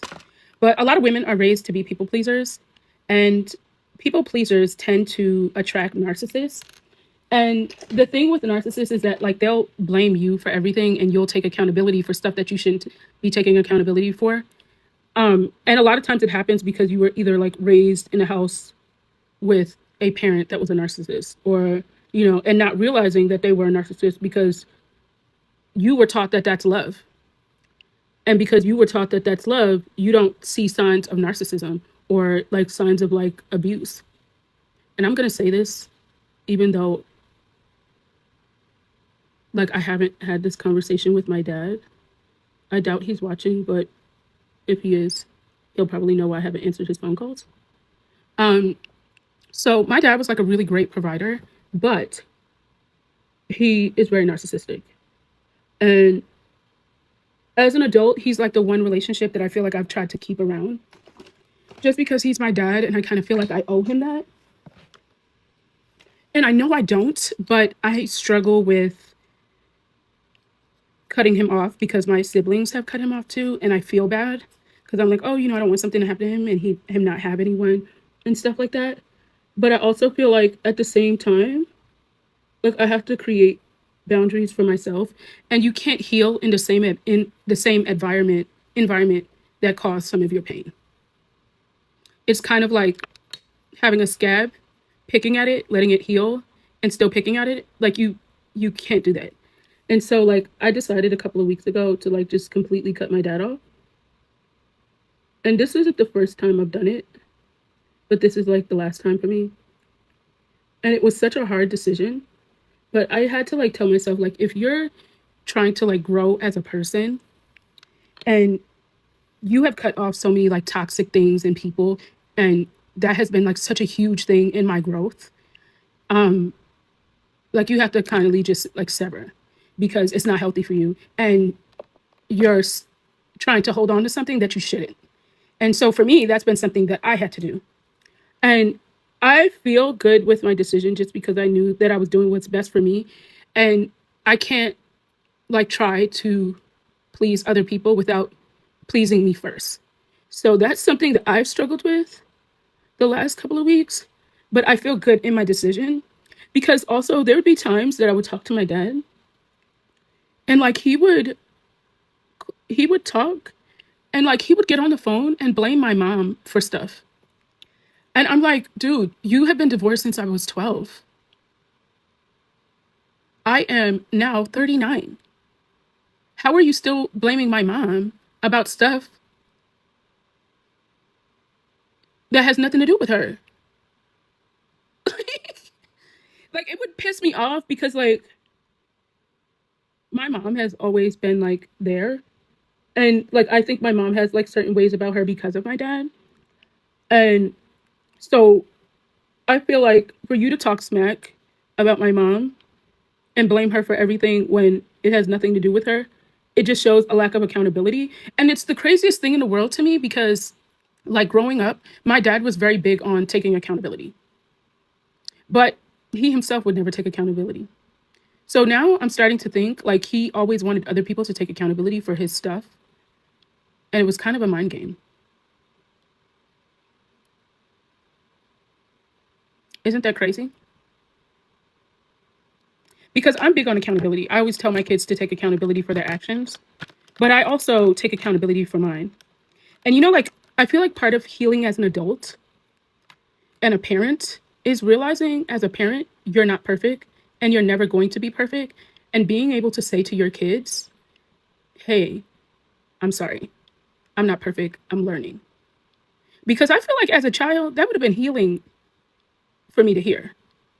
So, like, doing that with your kids, like, I tell my daughter when I feel like I made a mistake or that I handled something wrong or I overreacted or things could have been different. Like, I'll say, like, you know what?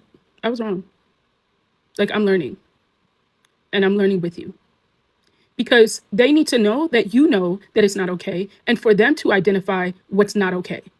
Because a lot of what we show our kids is love is not, well, I'm saying adults, like, show is love is not love, is like toxicity. So it's like if you're able to identify it and have them identify it so they know, like, this is not okay. No one should say this to you or treat you like this or do this or whatever. Like, they need to be able to know that so they can identify it. Because if they don't identify it, the older that they get, they end up inviting like all this toxicity and toxic relationships into their lives because they don't see anything wrong.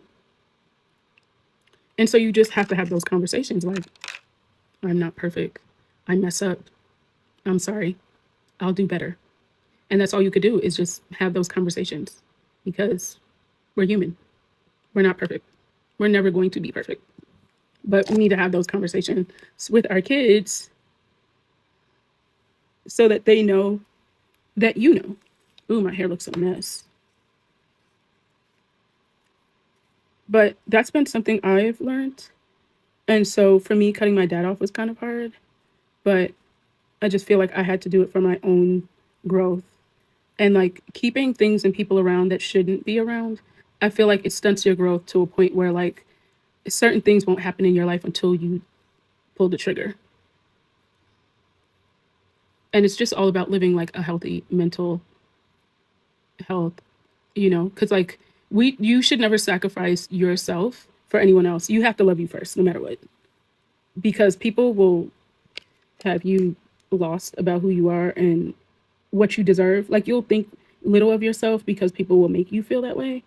But you have to know who you are and just like ground yourself in that and know what you deserve and know what you don't deserve. Because if you don't, life is crazy. Like very, very crazy. So that's just where I'm at. And it's crazy. I don't know how I even ended up on that.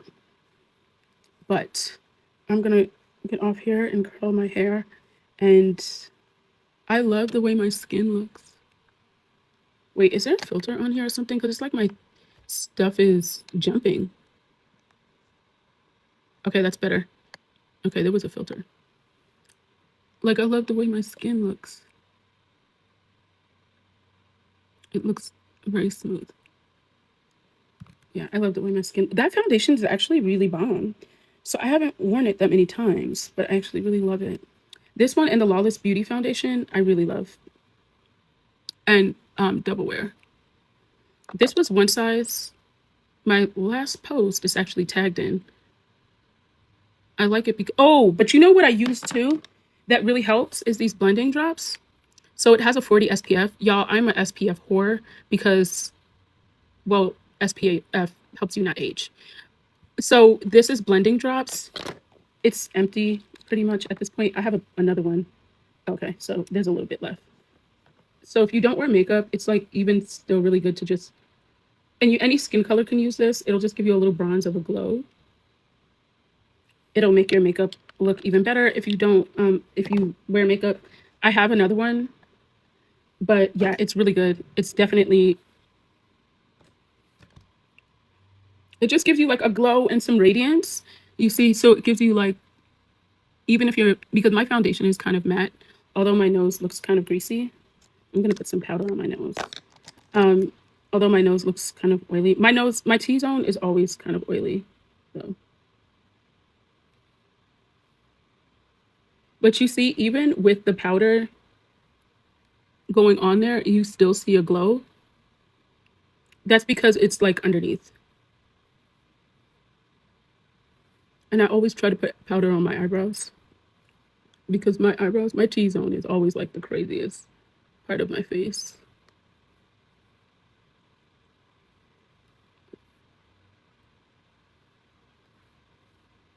I'm gonna actually use my one size setting spray, and it's meant to be used with powder. It'll keep you matte. Yeah, I've went barefaced plenty of times.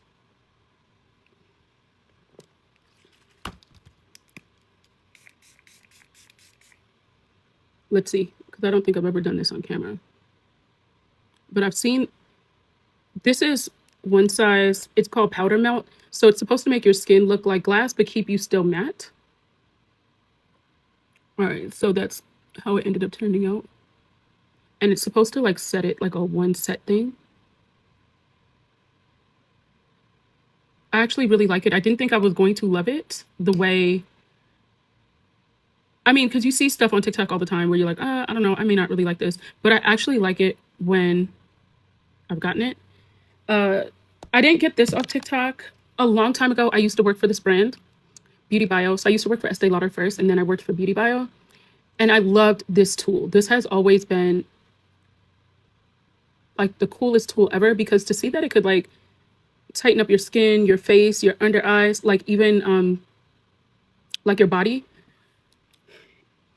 Yes. Yes. Let me add it to here. Let me see if I can add it.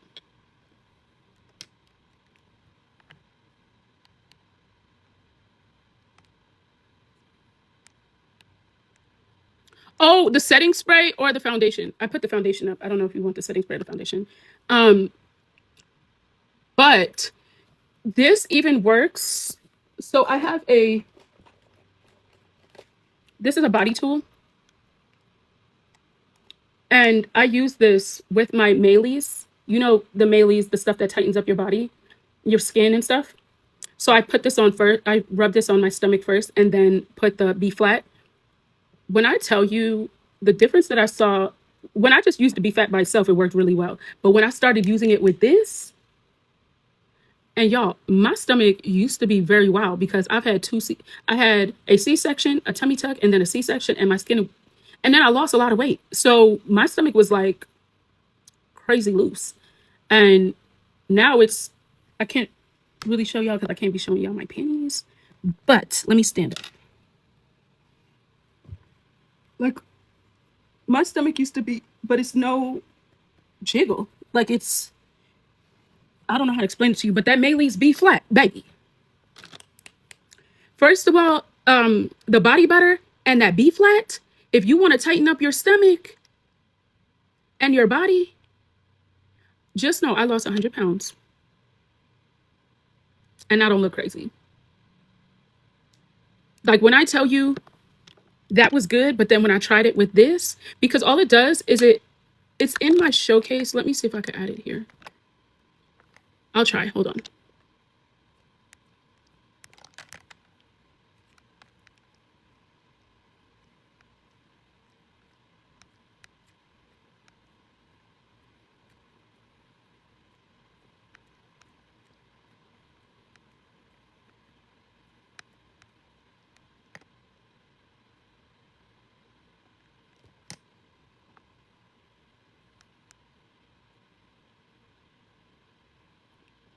Okay, so there it is.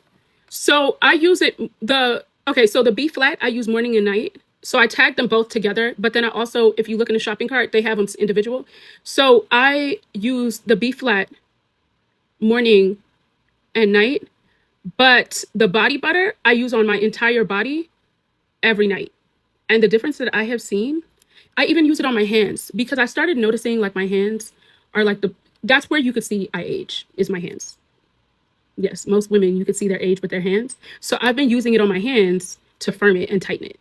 And I've noticed the difference in the last couple of days. If you look at my older videos where you see my hands, you could see the difference. That's the part that's crazy. And I didn't even want to say that I used it on my hands because one day Bree was talking smack about my hands and I was like, I'm not going to say that I've been using it on my hands, but I've actually even been using it on my hands. But your hands, your arms, your legs, anywhere you can use that body butter. But the B flat is specifically for the stomach. So you feel like a tingling sensation when you put it on. Like you feel it tightening. And like, if you get it, take a picture today. Well, when you get it, take a picture the day you get it and take a picture 15 days later and compare it. Because, yeah, it's crazy. Like, and they have a really good return policy if it doesn't work. That's another thing that I like about them. But it's funny. I'm going to tell you why Maylee's is interesting to me. So I always knew about Maylee's, but I used to be an account executive for Beauty Bio and a coordinator for Estee Lauder. And I would see Maylee's in Ulta all the time. And so it says it tightens up the body. And I'm like, that has to be a gimmick because there can't be any product on the market that will tighten up skin. Like that just doesn't make sense, right? So I always thought it was a gimmick. I never tried it. I had met the account executives for the brand and everything and just would never try it because I just felt like it was BS. Wait, did I just turn on my my light and not realize it? Y'all, could you believe my luggage from Cancun is still on my floor? You see that right there? Yeah, that's me, not unpacking. Let me turn off the light. So I was like, there's no way this product actually works. There's no way. So I would never even try it. The executives had like even offered to give me some. And I was like, no, I'm good. Cause I was just like, I don't want you to give it to me. And then you ask me about it. And I'm like, no, it's trash or it doesn't work. So I would never even entertain it. Right. And so Maylee's had sent me an email and was like, hey, we want to send you some of our stuff. Like, so I was like, okay, all right. This will probably be a really good TikTok about showing you what's trash. That's what I was thinking. Like, okay, I used this for 15 days and it doesn't work. So just so you guys know. But I used it and it worked and it blew my mind. And I was like, you know what? It kind of makes sense as to why they were so willing to send like 3 products to a creator so easily and they didn't do it like on TikTok Shop to where like, if they send me the product, like I kind of have to do a review or like I have to say that I don't like it and that'll kind of like, then other brands will be less likely. They didn't do it like that. They did it where they just sent it. They gave me a code. I ordered it. They sent it to me. And so if it didn't work, I didn't have to do a review. I didn't have to do anything like that. Right. So I was like, okay, and I didn't even try it right away. That's the funny part. It was like maybe a month later, and I was like, oh, you know what? Maybe I should try this because I needed like a different body oil. So I was like, oh, they have that those body creams that they sent me. Let me try them. So I tried them. I tried the body butter first. That was the first one. And I didn't try all of them. I just tried the body butter at first. And when I saw what the body butter did, I was like, okay. And that was probably my most viral product on off of TikTok Shop for me personally because it actually worked. Like I guess that's the reason why, because it actually worked. I was shocked. But then the B flat, I tried after. And that's when I was like, first of all, I knew immediately when I put it on, it was going to work. And I'm going to tell you why. Um, it's tagged in the shopping cart down below. Um, because you feel the tingling. Like you literally feel the tingling when you put the B flat on. Like you feel it immediately. Um, but it works so well. But after you apply it, wash your hands because you don't want anywhere else on your body to tingle. Um, but it works so well. In fact, it worked so well that when they had a sale, I bought an additional one. They have a new body oil that comes out on the 20th, but I don't want to tell you guys about it yet because I haven't used it long enough. I've only been using it for 3 days. And so if I see results, I'll let you guys know. But it's a body mousse. Um, but again, I've only been using it for 3 days. So I can't co-sign for it. And I don't want to tell you guys about something that I can't co-sign for. But it comes out on the 20th. I'll probably do a review like a couple of days after that because I want to at least give it 7 days to be able to tell you guys if I see results or not. So yeah, but Maylee's actually has good stuff. And I'm actually shocked that their stuff actually work. Shocked because you know, there's a lot of products that say, oh, I'm a body butter and I tighten up skin, and then you use it and it really doesn't do anything. So to me, like, there's a lot of things that are gimmicky. So I don't automatically believe that anything's going to work. But I was actually shocked. That actually surprised me that it actually worked in real life, actually worked. And they have like better deals on, I don't know if Amazon has.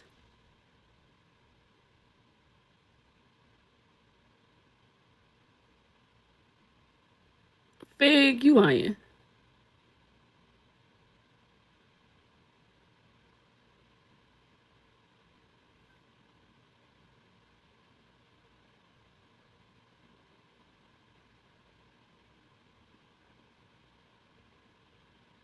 Girl,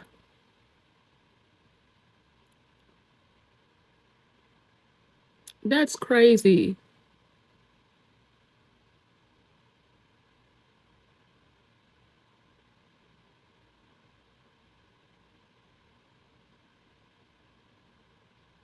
That is nuts.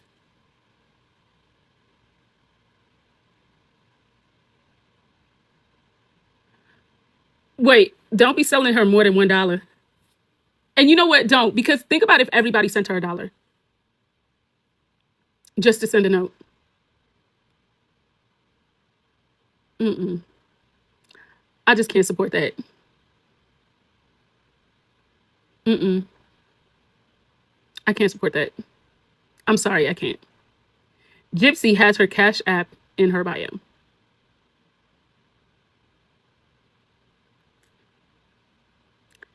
Like, what the hell? What the hell y'all? Peggy, you probably could. You know, when people put their Cash Apps in their bio, and look, no shade. Okay, maybe a little shade. I feel like it's giving broken desperate because I'm not expecting people on TikTok to send me money. Now, if you have a situation and you put the situation out there, and I mean situation like you're homeless and you lost your job or something like that, and you put your Cash App in the bio, then I'm for that. You know what I'm saying? But I'm not for you outright gifting, grifting. Like this girl has a whole Lifetime show.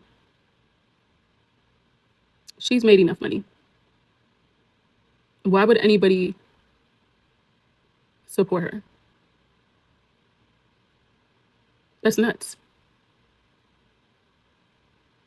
She's literally doing You know what, Nikki? Everybody keeps saying that, and I'm like in shock. Was caught, like literally caught.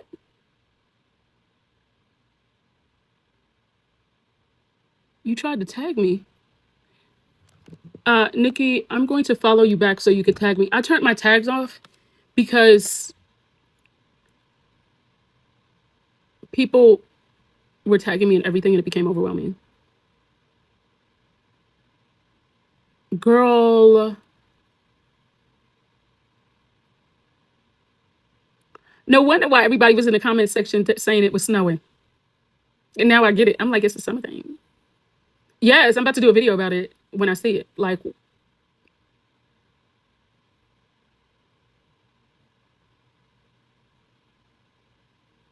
short, please take a before and after picture and send it to me, like a 15-day. I would love to see it.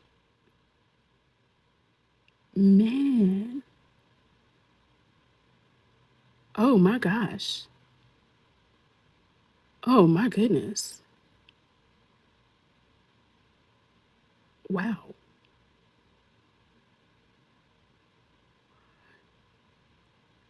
It's just so crazy. Like, how did someone let her have a kid? Like,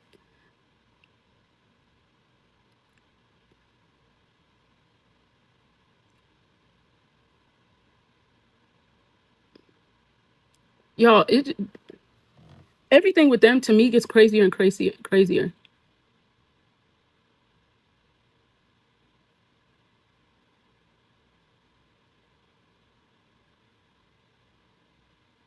So Ken allegedly did a line on live and was vaping.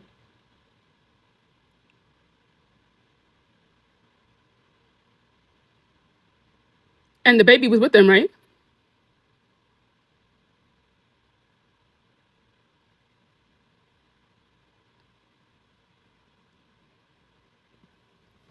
Ooh, child. But you know what? And this is kind of worth having the conversation about.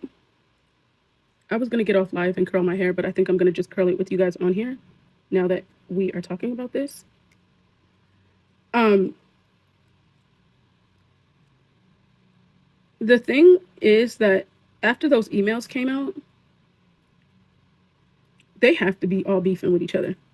And also, do you guys remember that Gypsy had said like a month ago that they were Rod and Christy were going to be going on that trip with them? Do y'all remember that? Or was that just me?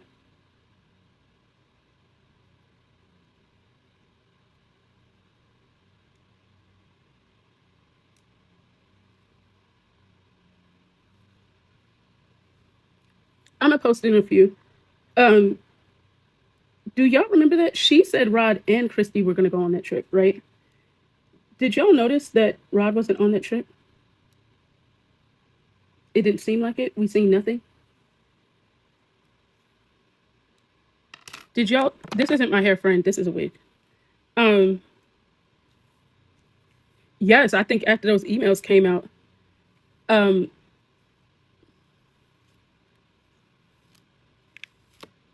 I think those emails came out, and yeah, I think that was the end of that.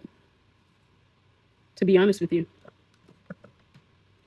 I think once those, hold on, y'all, because y'all aren't gonna hear me the same way. Tell me if you can't hear me. Can you hear me?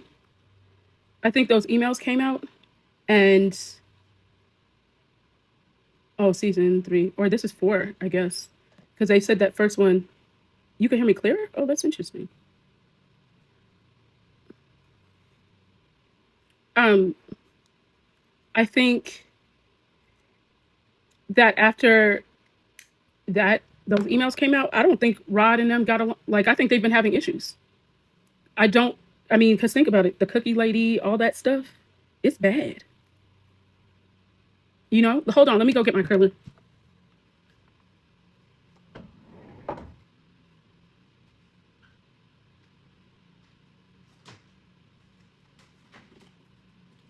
Don't judge my bed. I know there's stuff on it. But I think after those emails came out,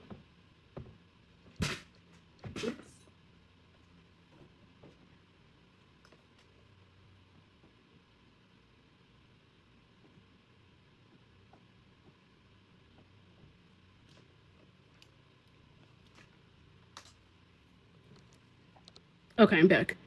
I think those emails came out, and once those emails came out, Rod and Christy probably were fighting. Because I can't see how those emails could come out and they're not fighting. Has anyone asked themselves that question? How could those emails come out and them not be fighting?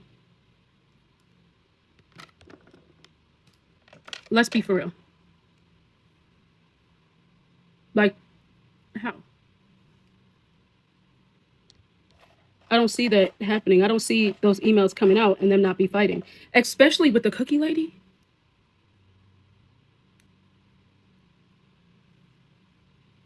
I think she is mad at Gypsy, but the thing is, if they have a season, another season coming out or anything like that, I know I heard, and I don't know if this is true. It may just be not a season, just um, a like a special. But if that's the case, Christy's gonna try to keep it together because she's trying to get that money. Everything with them is about the dollar. You get what I'm saying? Like, if you really think about it, everything when it comes to them is about what can they make from the situation. So with that being said, Christy is going to play nice until she gets what she wants. Because think about it this way. If her and Rod end up having like their issues for real and they end up leaving each other, Gypsy is the one, she still needs to keep Gypsy as a cash cow. And I'm going to be honest with you guys. I know a lot of people think Ken is around solely for the money. I think it's deeper than that. And I might be completely wrong, but I think it's deeper than that. I think Gypsy has something on Ken. And because she has something on him, Ken is scared to leave. Because if Ken was to leave her right now, if everything was good, he could leave with that baby. I don't think it has anything to do with the baby, to be honest with you. I think it's something way deeper than that.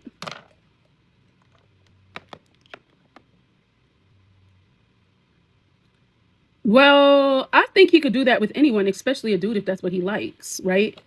So what is it? I'm sorry, y'all. I'm trying to clean up at the same time because I don't want to get off this live and then have a whole mess to clean up. I think it's more, to be honest with you. I think it's more. I think he has, and I think it's more than just the snow. I think she has stuff on him because think about it this way. What did he do what did Gypsy do to Ryan when she got upset? And remember, once something is on the internet, it's on the internet.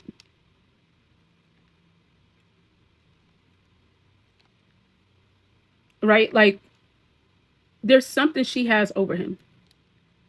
And remember, too, even when Gypsy with Nick, she said, there was one thing I have over you. She's always holding something over somebody's head, right?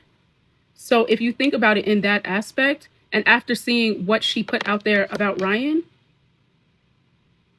I just feel like it's something that she has over Ken. Because the way he defends her is not normal. He gives her zero accountability. And for him to give her absolutely no accountability, none, zero, like he can't even say, you know what she did was absolutely wrong. No, he blames Dee Dee and he blames Nick. He takes no accountability for the fact that she bought the weapon. She orchestrated it.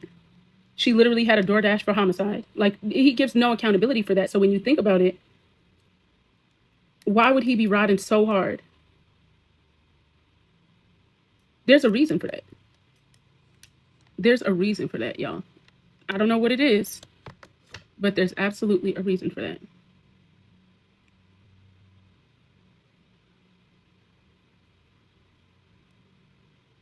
It's not just the money. I'm telling you, it's not just the money. It's not. It's deeper than that. Because listen, if that was the case, Ken could leave, file for custody, and probably get his own show. Or, be a creator showing how he's raising Aurora as a single dad and make a lot of money. People would automatically follow him. He'd have a built-in following. It is not money. I know y'all think it's money, and I'm telling you, it's something deeper than that. It is something deeper than that. Everybody keeps saying it's money, but it's not. Whatever it is it's not outright open, and it's not what it seems. I'm telling you that for a fact. Like it's not just the money. There's something else because he could make more money without her. He could. He would make way more money without her because he could do a surviving Gypsy Rose raising my kid. She has something on him that the public does not know about and that he does not want to get the public to know. She has something on him. I'm telling you that right now. It's not the money. First of all, people say it's the money like she's a millionaire or a billionaire. Gypsy's broke. So it's not the money. I'm telling you, Ken can make way more money without Gypsy.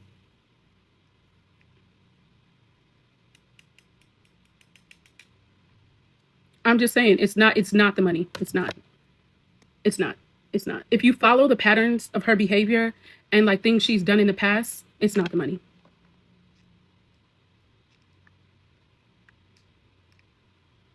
It could be the addiction, but oops, I'm sorry, y'all. Sorry, y'all. Sorry. It could be the addiction, but I actually think it's deeper than that. It's something. There's some sort of information that she has on him that could be very damning. Because think about it. When she was even going back and forth with Ryan, she said, I have something on you just as much as you think you have on me, I have on you. So there's stuff like anything that she feels like she can use against somebody, she will use that. And she'll use that to silence them. Because why else is he riding for Gypsy with no seatbelt on?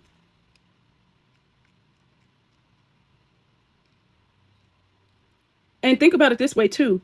Raina always was talking about like redemption and like, seeing the better in people. And she's not saying that just because. She's saying that from her own experience. I'm telling you, there's something that the public doesn't know. And if somehow the public finds out, he's gone. Whatever it is. It could be something with kids. Because I do think he's a predator. Because look how quick he was trying to make Ryan into that. And it was Gypsy lying to somebody in an email. Or allegedly lying. I don't know. Either way. But I don't think. Think about that. It's something. And he was on Omi TV before she was. There is something. And keep in mind, she said that they watched Dexter together. Like, really follow the clues about what they have said about themselves and what they do. There's something that Gypsy knows about him that he felt comfortable in saying to her or might have proof of. It's something. I'm telling you, it's something.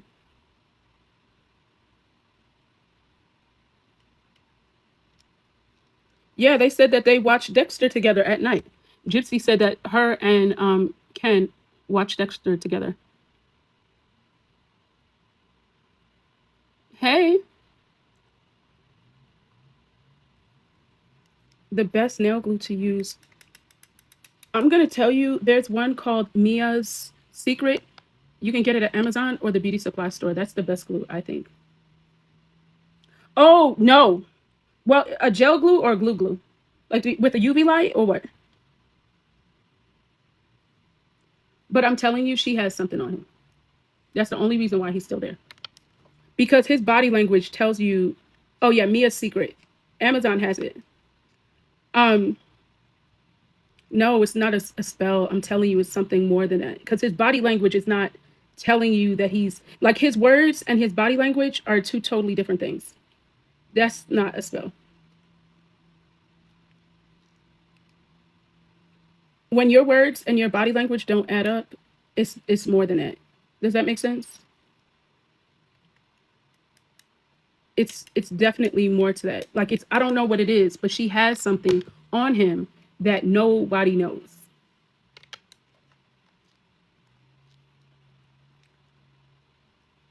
And I think he knows that if she was to release it, it would be a problem.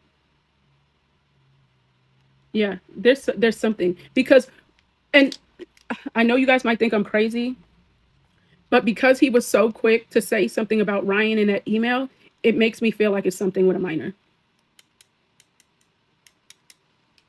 because it's projection. I'm just saying. It's just too, it's too, when somebody's so quick to try to say somebody did something, when he knows Gypsy is that person, you get what I'm saying? Like it's something, and he's saying, I know for a fact, but how would you know anything if you weren't there? And he can't produce any receipts. So how do you know? Why are you so quick to project onto somebody else something? There's a reason. There's a reason. There's a reason. You're trying to project something onto someone else because you have done the same thing. I'm telling you, there's a reason. There is a reason. And nobody could tell me that there's not. And I'm telling you right now, they're probably mad watching this live because you know they're watching it. Because they're like, oh, not Nina. I'm telling you, there's something. And when it does come out, because why was that the one thing he had to say? And he was real loud about it. Meanwhile, they're the ones that were on Omi TV talking to minors when it's literally a predator app. Like, let that sink in. It's a app that minors are not supposed to be on, but they're on there, and it's literally an app that predators go on. Like, look it up. It was a Omegle or O whatever. It used to be another app, and that app had to close down for that reason.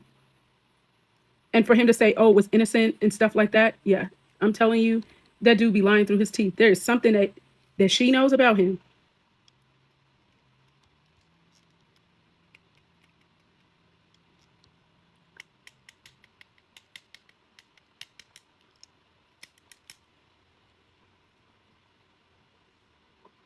I am telling you. When I tell you, it's definitely something. It's something. I don't like. I think it has to do with a minor, but I could be wrong. But I think that based off of the way he came on the internet so loud. I know Muffy and birds of a feather flock. Yep. And that might be why she really wanted Ken.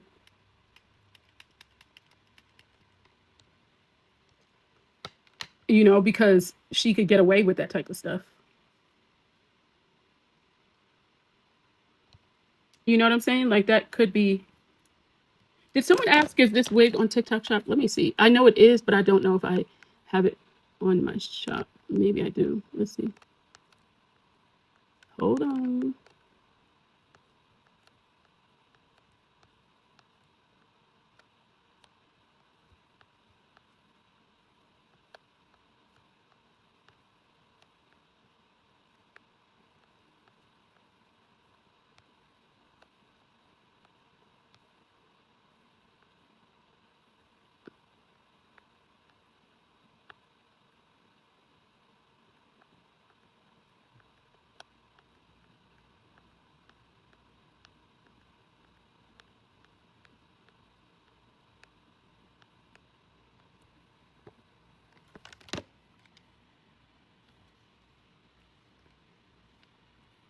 All right, it's in the shopping cart, so you can find it on there.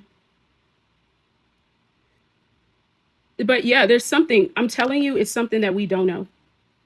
Like whatever it is, we don't know.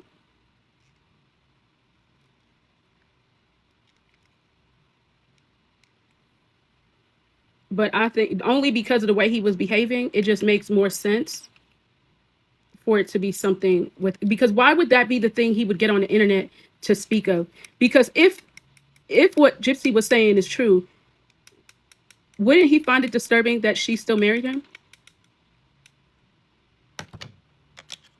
Especially after the videos of the detective. So it's like he makes himself look bad.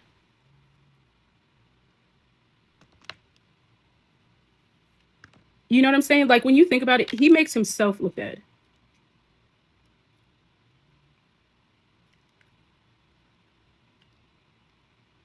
So why is that something that he would come on there to project?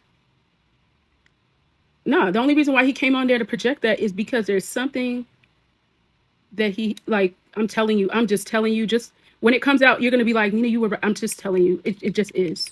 It just is. It's something. It's something because his behavior tells me that. Like his behavior tells you that. Yep. And I'm telling you, like he said something and she knows or she has proof of something. Because I think it's more than something that he said. I think it's more she has proof of it. And keep in mind, again, they were on that app talking to minors. Gypsy Rose Blanchard and her man. They were on that app talking to minors.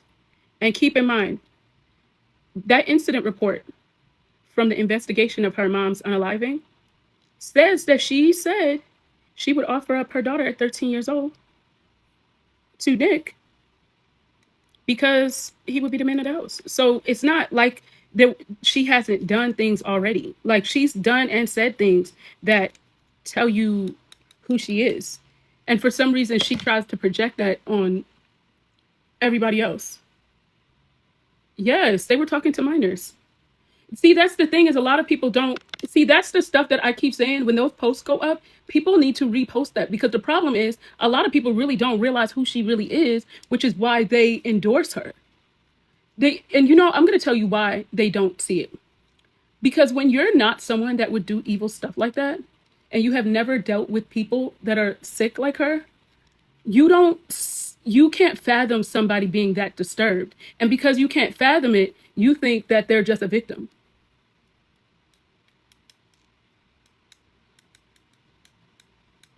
Yes, rose colored glasses, exactly.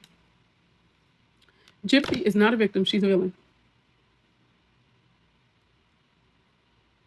Period. Because also think about it this way, when it comes to Gypsy, everybody else is the problem. She is never the problem. She has never done anything wrong. Everybody else has done something wrong. Everybody else has done her wrong. Everybody else is so evil and she is always the victim in every situation. You can't tell me everybody that comes into your life turns you into a victim. Then you have to start wondering, maybe you the damn problem. Everybody's a victim. Like she's a victim of everybody.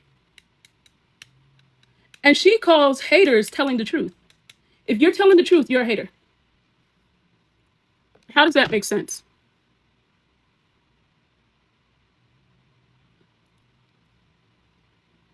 She calls everybody telling the truth a hater. Like, how are they hating on you? Like my mom, she's here. I didn't unalive her. So how could I be hating on you? That just sounds crazy to me. It's the voice. It's because she's like, small, like she, like that type of thing. It's a lot. It's a mind thing. Like even think about the Carly Russell case or whatever it was, that little girl that unalived her mom in Mississippi. Her attorney had her wear her school uniform in court. Why? Because it implants in your brain that she's a student. So she's innocent. It's a mind trick. The jury didn't fall for it, right? But it's manipulation. They're manipulating your mind into thinking something because visually you saw something different. So you're kind of like, nah, she can't be that evil. Look at her. You get what I'm saying? Like that's the same thing with Gypsy.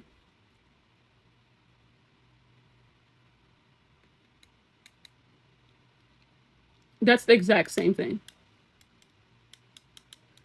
And think about it this way. And I'm not trying to be funny or rude or anything like that. But I want you to keep in mind that when Ken first reached out to Gypsy, she was early into her prison sentence, right? One of the things that everybody keeps saying about her when she was in prison is how she looked so young, right? And that's why they thought that people would believe that she thought she was younger, right? That is the image of the girl that he wanted to date. Let that sink in.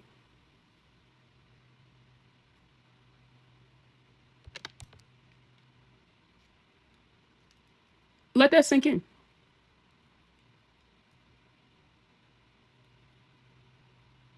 So if that was the image of the girl that you wanted to date, I mean, it tells you everything you need to know.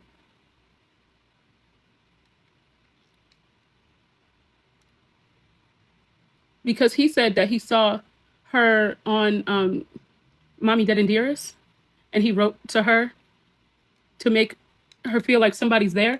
And what I think people really should pay attention to is he acts like he's this sympathetic, sweet, kind guy. But when he is on live or when he's interacting with her, he's a complete butt. So where's that same energy?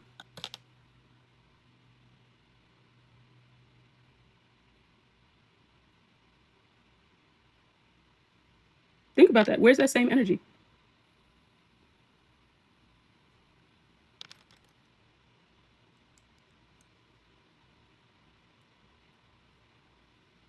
Like, that's the question. Like, the thing with Ken is like his behavior, he doesn't follow it through. Like, it's not consistent, which doesn't make sense. Like, if you're the sweet, kind guy that really wrote to her because, you know, you felt bad for her from this movie, why is that not consistent? He doesn't show that. Like, that's not, he doesn't display that. That should be, everybody should be questioning that.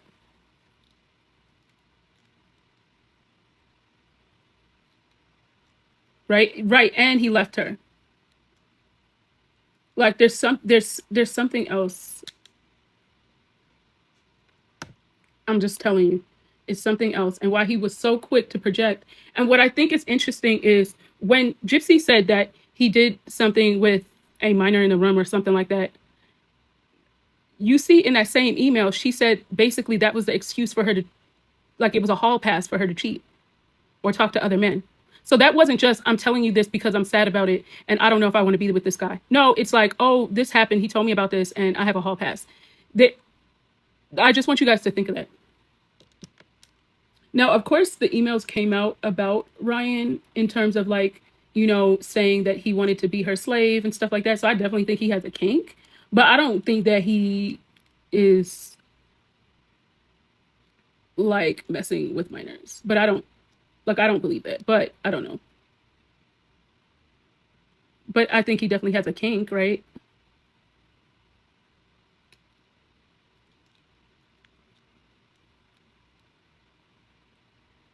Well, I think he's laughing because I think he's in the process of that.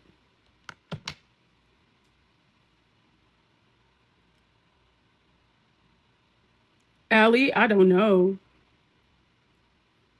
I don't know. But you know what? If Ken is doing drugs, she probably is doing it with him too. Because she's not on parole anymore. So, I mean,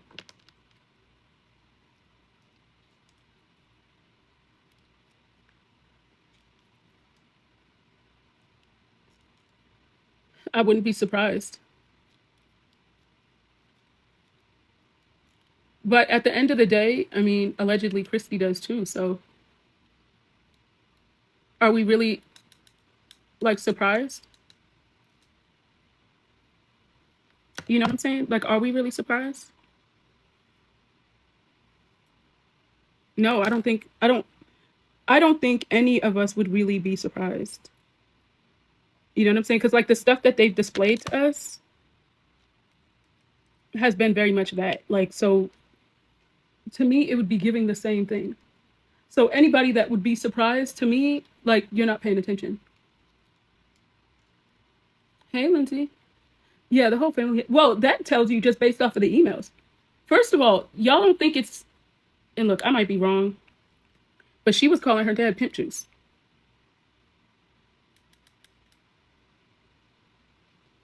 Is that not weird to you?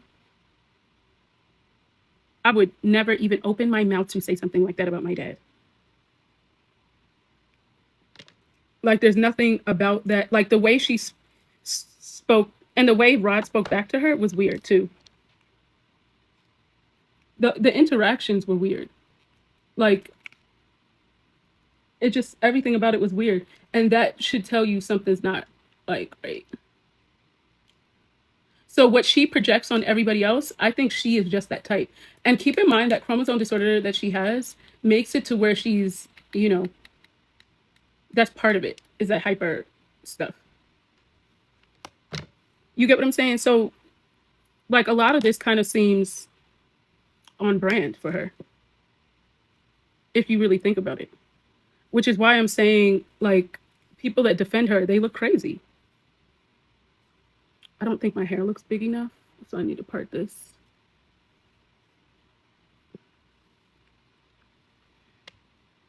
Yes. So I think that should, like, I just think all of it is an indication. Like, if you really pay attention, like her behaviors, her patterns, his behaviors, her patterns, the stuff that she obsesses over and like overly speaks about. Because, okay. Also, I want you guys to keep this in mind. And I'm saying this because I want you guys to all like link this together to where it kind of makes sense to you. Think about this. She said she had a lot of fun at breakfast with 2 bananas. She sent this in an email. Think about it. What did she do with the toothbrush, the electric toothbrush that the detective said that he had to see?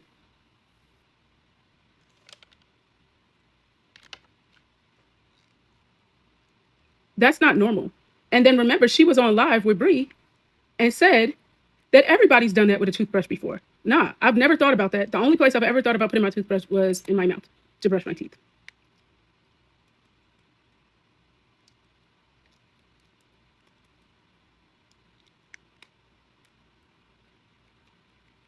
So think about it. If she's saying that about everything all the time and everyone all the time, what does that say to you?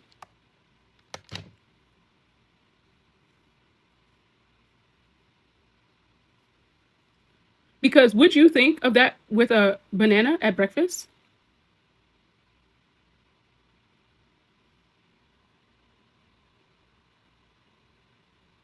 No, that's not something that you would think of.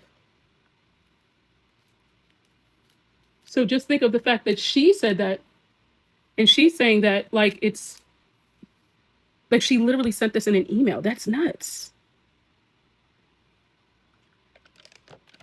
That's nuts.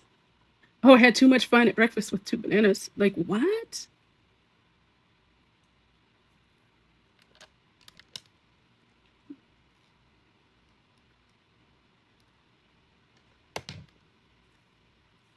Think about that. Like, that's crazy. Like, that's nuts. That's absolutely bonkers. Like, it's I don't get it. Yeah, like two. Like, I don't understand. Like, you that's not normal at all. And look, you do what you do, Bookie, but I mean, let's be for real. That is not normal. Nothing about that is normal. And to put that in writing in an email, someone had to read that.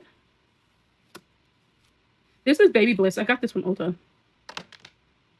It's a really good flat iron. It'll straighten your hair like bone straight.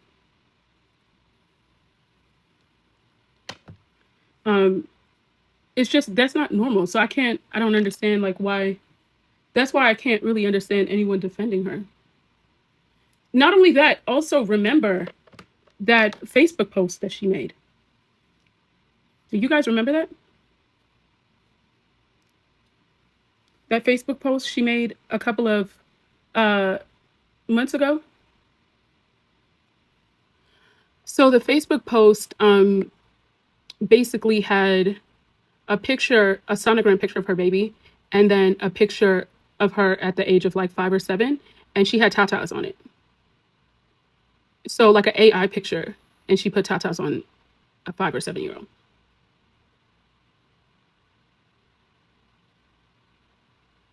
Yeah. Mm-hmm.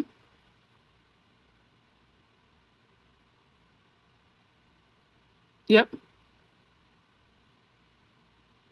And then, because I pointed it out, she tried to say, I have thoughts like that.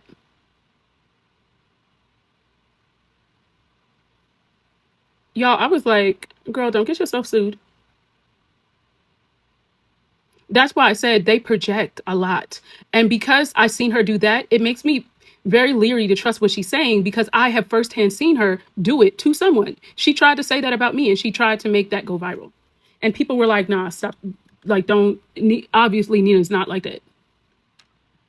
You get what I'm saying? So that's why I'm kind of stuff that she says, I don't really trust it because she has shown that she's that type of person.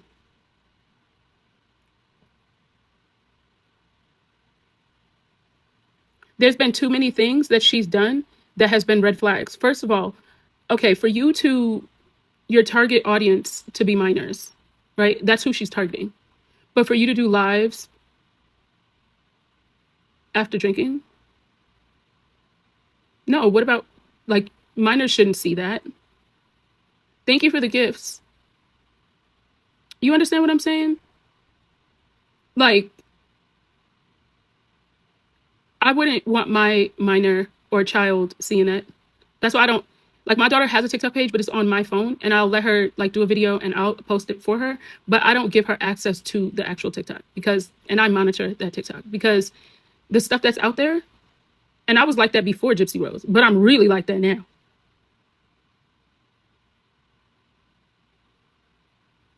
Thank you for the gift.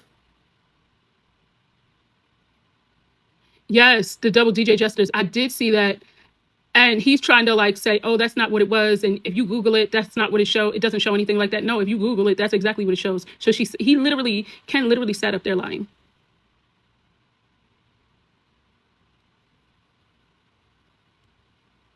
Like, think about that. Like, literally think about that.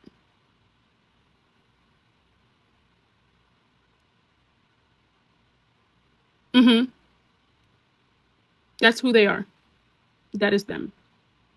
They've showed everybody who they are. And anyone that doesn't see it, it's because they've chose not to see it, not because here's the thing. Even just that incident report, that showed you who she was from the beginning. So why would you ever think people that have those types would say anything like that?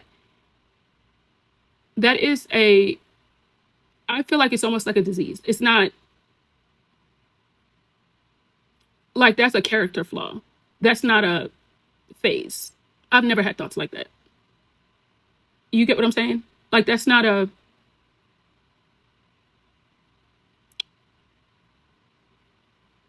I don't know. It's just that's not normal. So you to harm your own child as a minor?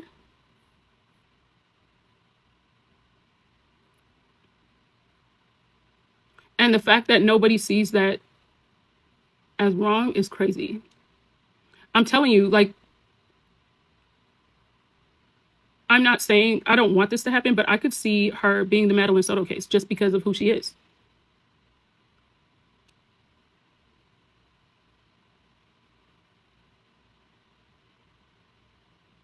Oh, yeah, I'm sure. Like, nobody wants to see anything happen, but it's not, nobody has control over it at this point. But I just could see this, like, I could just see it. And her, because the behavior pattern is very much pointing in that direction. Like, her behavior is Madeline Soto. So, Madeline Soto is a case, it's actually coming up right now. Hey, Carmen. Oh, let me mod you because you are. Um, so it's a case right now where it's a 13-year-old girl that was unalived allegedly from by the mom's boyfriend. He was also actually abusing her. And allegedly either they thought she was pregnant or she was, and they believe that's why she was unalived. The mom was not arrested. The dad, not the stepdad, the mom's boyfriend was arrested. in the interrogation with the mom, she said that she didn't know that that was happening. The only reason why she knew is because the detective showed her a picture of her mouth on you know what. And so she said she had no idea up until then. But then she also said with the same breath that she was scared when Madeline turned 18 that they would run off together. So Madeline had her birthday party and on a Sunday, I believe.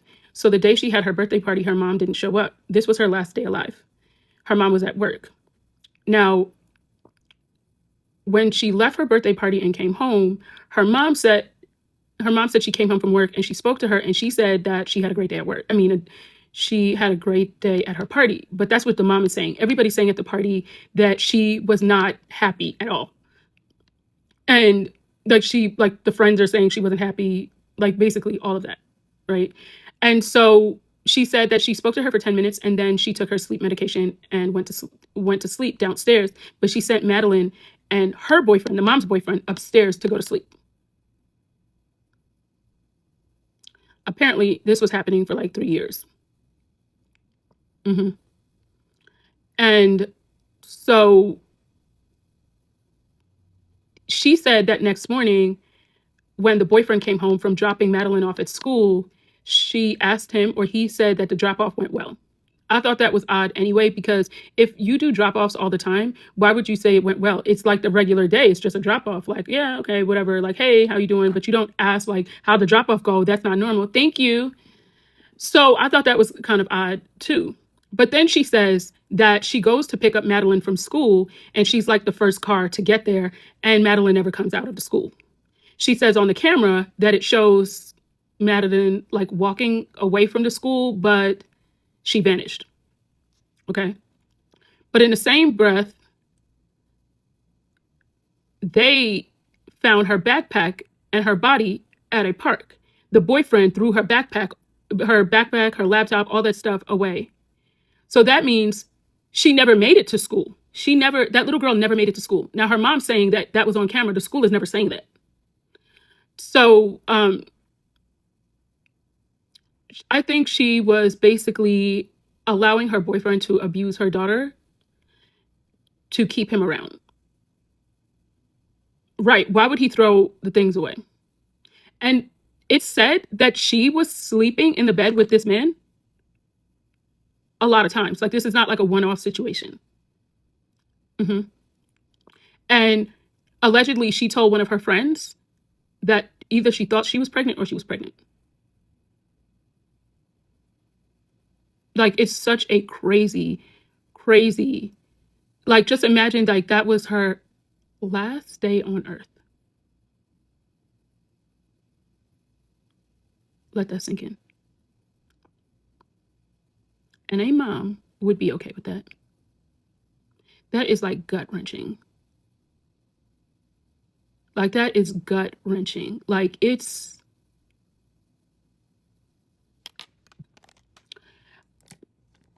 such a sad story.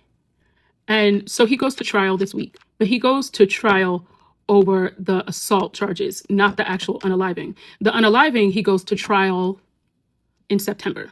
So it's two different cases. I think that's very interesting. But I have a feeling the reason why it's two different cases is because the mom has not been arrested. Oh, and here's the gag. The mom paid for the boyfriend's attorney. And the mom retained an attorney before the man was even arrested. Yes. Yes. Yes. Tell me that's not nuts. So this man has an attorney. Now, mind you, for the daughter that is unalived, you paid for an attorney for that man. Okay. I don't think they arrested her yet because they are wanting her to testify against him in this trial before they have her arrested. But I don't think they're going to charge her with the death. I think they're going to charge her with like child endangerment, negligence, like all of that. Like, they're going to stack all of those types of charges. But he's facing the death penalty.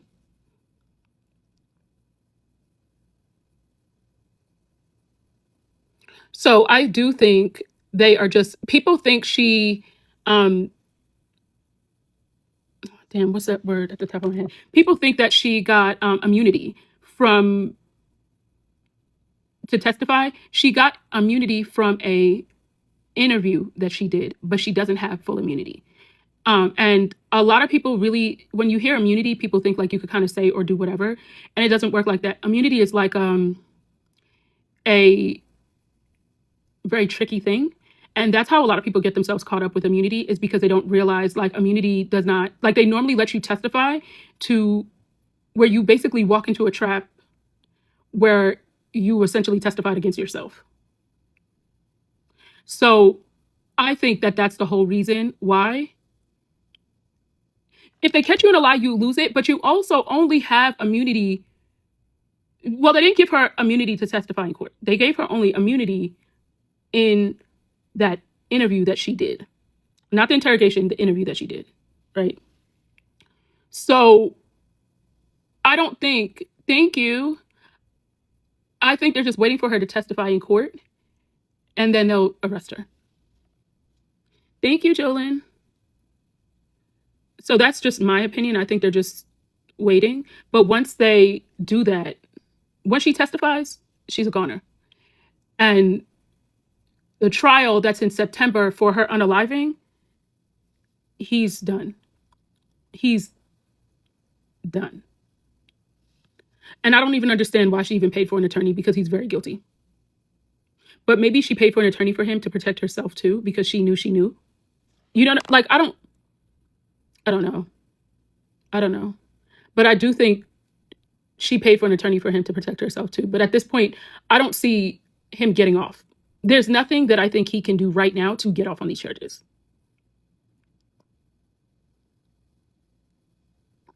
But it'll be interesting, and I will keep you guys posted about it. I will, if they stream it, I mean, if they show it, I will stream it on my YT page. But the judge requested for it not to be streamed. No, they're not married. They're not engaged or anything. And I'm guessing the judge doesn't want it streamed because it's so gruesome, and maybe because she's a minor, or, you know, or because other minors will be testifying for Madeline. That's what I'm thinking. So that might be the only reason why they don't want, you know, it to be on the new, like, you know, anywhere, because just, you know, for the minors or whatever.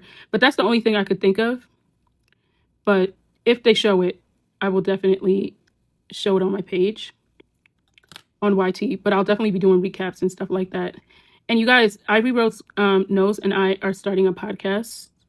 It's called The Soft and the Savage. Say it sweet, drag it deep. We'll be doing that. We'll be starting that this week.